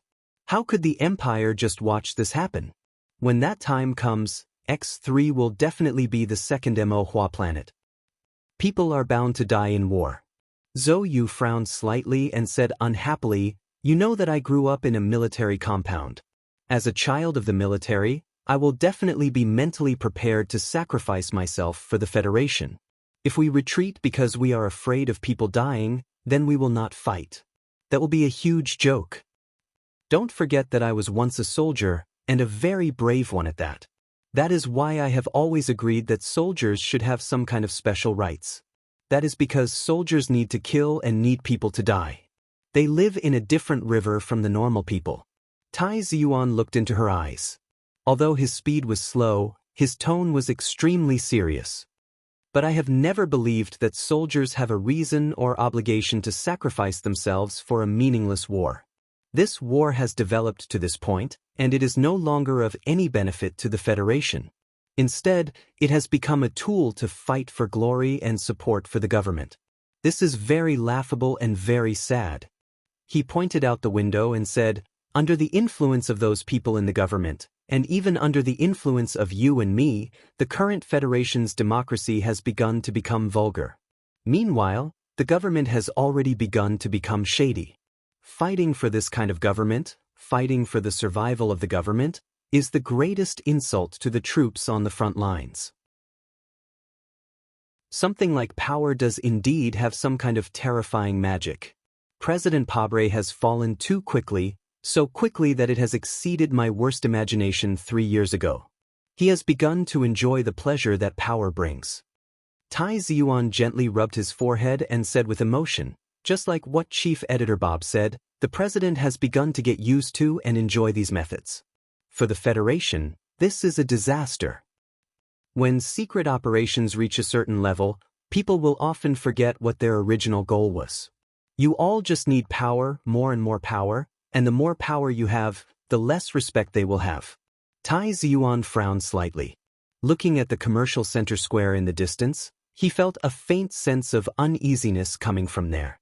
His voice was slightly cold as he made his final comment on the government. People who have no respect will often do anything. Because of the Silent March movement, because of the support of dozens of Federation celebrities, including Jian Shu'er, and because of the various dark secrets exposed by some media and online forums, the political faction led by President Pabre suffered a sudden blow in the early elections of the various state representatives. Although the government's public support rate was still fluctuating around 57%, and Pabre's faction still maintained a slight advantage on Parliament Hill, it was conceivable that with the article in the capital's Special District Daily, the government's days would become more and more difficult.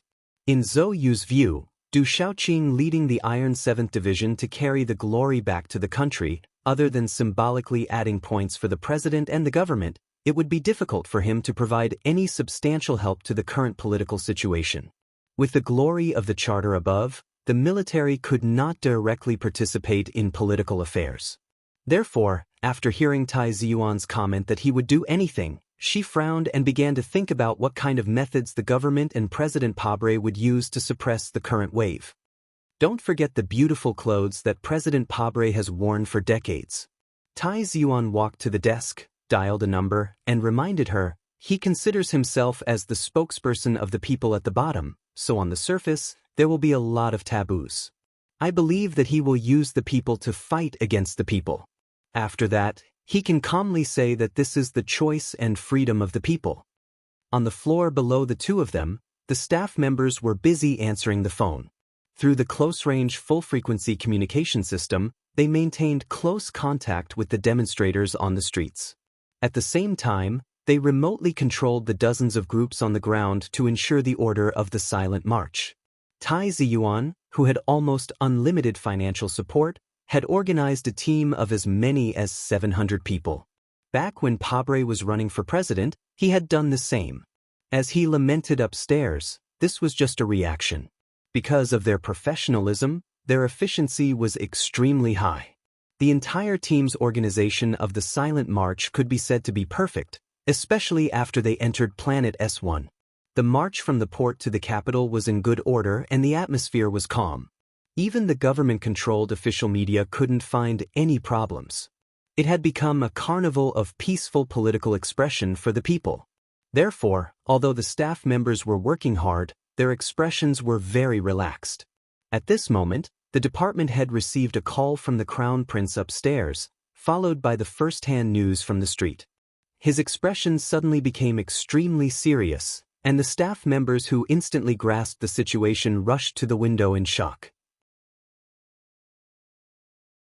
With an expression of disbelief, they looked at the intersection of the 5 main streets of Nankashao, the most prosperous commercial square. The procession wearing black masks was greeted by the citizens of the capital of South Kazhou. They waved and smiled, or waved small flags as they jumped and gathered in the commercial square. Later, they would hold a rally here to announce their demands to the people through the media. They would expose the various dark secrets of the president and his government. Even if the media was willing to broadcast, they still had a loudspeaker. Just as the sun was shining brightly, a black mass of people suddenly appeared from the street in the southwest direction. Because there were too many people, it was impossible to tell whether there were thousands or tens of thousands of people. Judging from their slightly tanned cheeks and clothes, they should be locals. In the end, it was the large banner in the demonstration team that revealed their identity. 3rd Heavy Machinery Factory of Nankashao. Natu Engine Manufacturing Center. In contrast to the silent marching team wearing black masks, this crowd obviously came to demonstrate. As they walked, they cursed and even used the megaphone in their hands to beat the fire hydrants on the roadside, making a sound similar to war drums. Their momentum was particularly arrogant. Even though Nightmare Source had bribed all the leaders of the 3 major industrial unions, it was still unable to erase the position that President Pable had spent his entire life to build in the hearts of the people at the bottom and the industrial workers. Now, the demonstrators that were swarming to the square from the southwest were obviously supporting the government. From time to time, shrill shouts could be heard from the demonstrators. We announce that we are officially withdrawing from the industrial unions. Shame on traitors. Long live President Pabre. Down with all the aristocrats. The Federation is not an empire. We don't welcome aristocrats.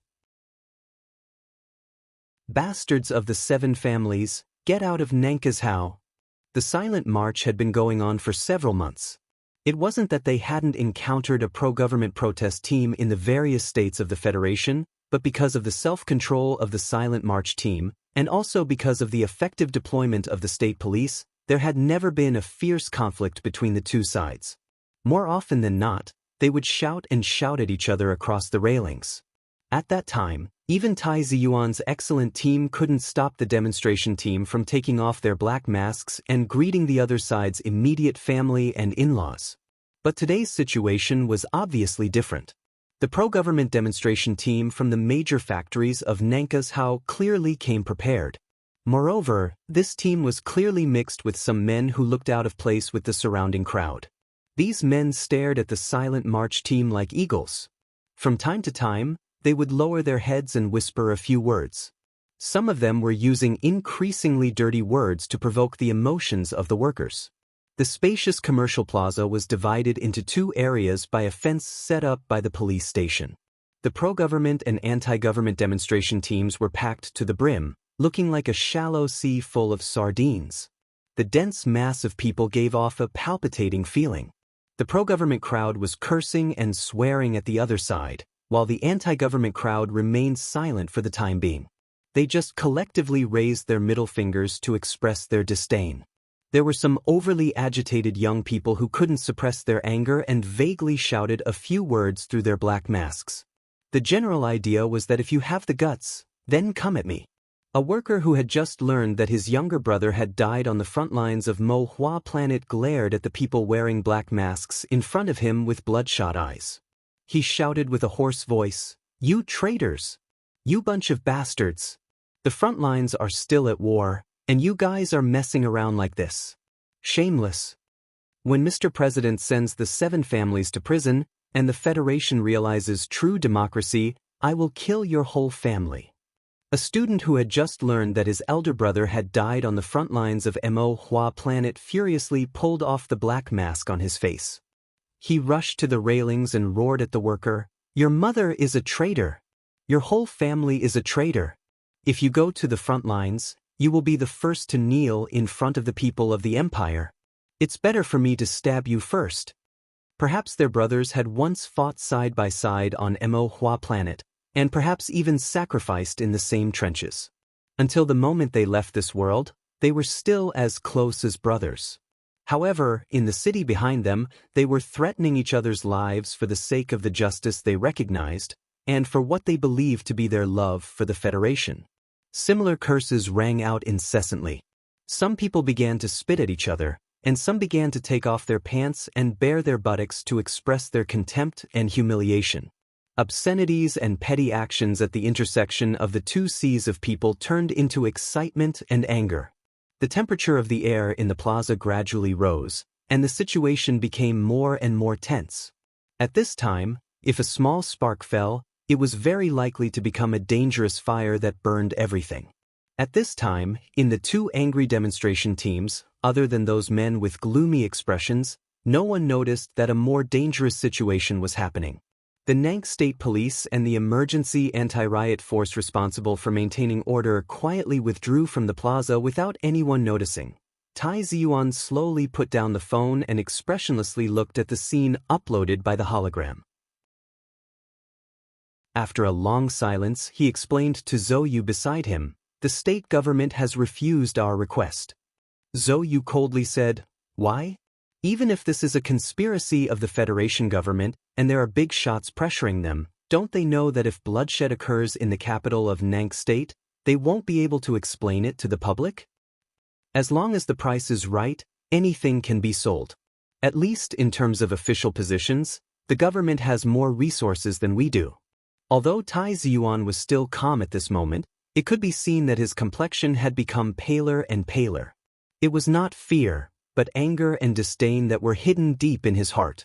The office phone rang. The head of the emergency decision-making department downstairs reported in a trembling voice, "Mr. Councilman, the police refused to explain the reason for the withdrawal of the police force." Tai Ziyuan said with a self-deprecating smile, "They have already explained it to me. They heard that there was a fire in the southern suburbs, so all the police force was forced to go and provide support. Therefore, they can't take care of the plaza. They hope that we can urge the crowd to remain calm and not clash with the other side." After saying this, he walked to the window and looked at the plaza in the distance. It was as if he could feel the boiling hot air passing through the glass in front of him. It was so hot and pressing that it made it difficult to breathe. They are really unscrupulous. Zhou Yu walked to his side and looked in that direction. Suppressing the anger in her heart, she took off the red flower in her hair and crushed it, saying, "The dignified president of the Federation doesn't even care about his face. Who can defeat him?" Without the police, without the anti-riot force, the crowd was filled with insidious troublemakers. There were many black-clothed figures flashing in the buildings next to the plaza. The situation deteriorated in an instant, and a chaotic battle broke out. After many years, no one could figure out which side was the first to rush over the fence, and which side was the first to throw the first punch. In fact, it was meaningless to figure it out. In the tense atmosphere of the plaza at that time, even a fart could ignite a dangerous fuse. The workers of South Kazhou who supported the government quickly gained the advantage at the beginning of the chaotic battle. After half a year of silent marching, they were clearly not mentally prepared for such a situation. When they saw the other side raise a banner and jump over the fence, the hundreds of people who were pushed to the front of the crowd were actually sluggish for a long time. A worker from S2 was surrounded and beaten by 3 people. His body shrunk in pain like a shrimp, and blood began to seep out of his mouth and nose. The black mask that represented his identity was long gone. There were shouts and curses everywhere, and the terrifying sound of fists and feet hitting people's bodies rang out. Blood filled with the smell of violence splashed everywhere as if it was free. The crowd wearing black masks tried to organize a counterattack, but they were immediately defeated by a stronger attack. In the pro-government demonstration, the gloomy-faced men took out sacks from nowhere and dumped the hard stones in the sacks on the ground. People picked them up and threw them at the opposite side. The people who couldn't distinguish between the demonstrators and the hooligans howled and fought everywhere, coldly stomping on the chests and abdomens of the other side with the tips of their feet. The stones broke through the air, and countless people in the silent march were bleeding. The formation was even more scattered, and the plaza was full of tragic scenes. The female teacher from the port city had blood all over her face. She covered her face and collapsed next to the fountain pool. Her eyes were wide open in horror as she stared at those ferocious people, but she didn't notice that there was a man with blood all over his face looking at her with evil intentions. In the southwest corner, the middle-aged uncle who had just quit his job in the suburban irrigation field was surrounded by several people and constantly kicked. He gradually lost the strength to struggle. Even though his eyes were blurred by blood, he could see the fake leather boot that was stepping on his face, but he couldn't move. In the buildings around the plaza, there were many unknown forces that were responsible for recording the scene. At this time, the cameras that were responsible for recording the scene indifferently turned around and deliberately chose the scene of the angry and helpless people wearing black masks. Further away on the street, a group of military police in plain clothes indifferently looked at the plaza. The official next to them kept talking on the phone with a smile on his face. Suddenly, a large and powerful hand reached out and slapped the phone out of his hand. Then, the hand grabbed the official's throat and turned the latter half of the flattering words he was about to say into pieces of gravel. "I hate people who are long-winded the most." When the military police in plain clothes around the street saw that their officer was attacked, their expressions changed dramatically. They reached out and prepared to take out their pistols. However, when they saw the man who grabbed their officer's throat and saw the shiny bald head, their action of taking out their pistols suddenly became extremely stiff. The bald man was 1.9 meters tall and extremely burly. His face wasn't ferocious and frightening. The subordinates behind him didn't take out a row of submachine guns and point them at the military police in plain clothes. However, the military police in plain clothes absolutely didn't dare to point their guns at him, because he was called Zhang Xiaohua. This was South Dakota. The president wasn't the most powerful, the governor wasn't the most powerful, and the charter wasn't even the most powerful. Zhang Xiaohua was the most powerful. This was the only magical place in the Federation where a triad could be elected as the deputy speaker of the state legislature. So when Zhang Xiaohua released his palm and slowly stroked the eye-catching tattoo on his shoulder with an expressionless face, whether it was the official or the military police in plain clothes, they all felt their legs begin to tremble. Since your people aren't going to intervene in this matter, then you can just watch quietly from the side. Because my people are going to do something. Zhang Xiaohua patted the official's face and then walked toward the chaotic square. In the corridors around the square, more than 30 men in black suddenly appeared. These men accurately found the reporters who were carrying cameras, and very simply and violently used their fists to shut them up. Then, with a sullen face, they dragged their hair and walked through the corridors. "I'm a reporter from the news channel. You can't do this to me. I'm from the Venus Documentary Film Studio. You hooligans, let go of me." Neither threats nor pleas could make the men in black gentler their actions. The reporters were violently tied up and thrown into a dark room. Before leaving, The leader of the men in black introduced himself to the terrified reporters. "We're not hooligans. We're triads." It was as if a magician had cast some kind of spell on the street at the southeast entrance. More than 1,000 men in black holding hard wooden sticks in their hands silently rushed toward the center of the square where the chaotic battle was taking place. A hooligan whose face was covered in blood looked at the female teacher whose face was also covered in blood at his feet. He obtained an unprecedented pleasure from her fear and helplessness. He reached out and rubbed her chest, but before he could experience the next level of pleasure, he felt a sharp pain in his wrist. A wooden stick directly smashed his arm, and then he was ruthlessly knocked to the ground. Looking at the ruthless leather boots that stepped on his face, the middle-aged man closed his eyes in despair. So he didn't see the shadow of a stick floating over, and in an even more ruthless manner, it directly smashed his leg into 3 pieces.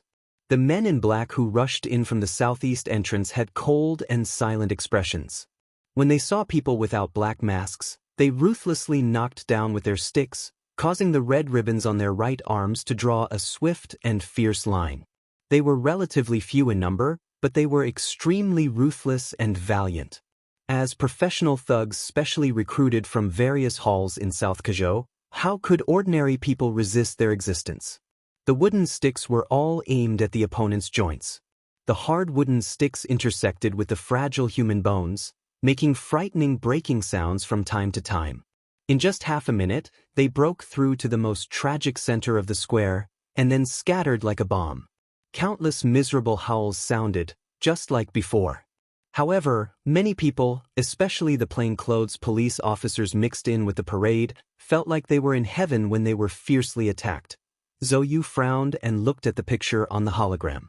For a long time, she didn't speak. Her fingers slowly rubbed the petals that oozed red juice, and she whispered, "Did you prepare this?" Tai Ziyuan looked at her and shook his head, saying, "This is just a preparatory measure. I didn't expect it to become a reality. If you want to be a different person from Pabre, these people should have appeared earlier. Someone once said that if a person doesn't have dreams, then what is the difference between a person and a salted fish? If a person only has dreams, then what is the difference between a person and a bubble?" After a moment of silence, Tai Ziyuan continued, "He is unscrupulous, so I have to have some means. A pure idealist only has one end, which is to die or be forgotten. In addition, whether or not these people will appear, and when they will appear, is not something that I can control." Then the phone rang. The man in the Federation, who had the qualifications and ability to control this kind of thing, still had the shoulders as steep as a mountain. Although his body was thin, it seemed to be full of endless strength. He was silently watching the picture on the square. In the past, when he looked up to the sky and went out, he, who regarded his family as a broken shoe, silently returned from Bermuda when his family was facing a fatal threat. When life and death were on the line, he silently returned from Bermuda. He gave up the foreign hegemony that he built for half of his life. In the midst of the storm, he carried the name of his family on his shoulders. After watching for a long time, Lin Banshan dialed Tai Ziyuan's phone and said, "When Mr. President doesn't even care about his face, what we need to do is simpler. I'm better at unscrupulous things." That you're tuning in to the Dreamy Chapters YouTube channel. We're so grateful for your support, and don't forget to subscribe to join us on this incredible journey through captivating stories.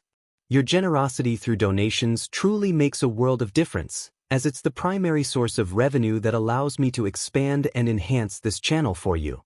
Thank you from the bottom of my heart for being a part of this adventure.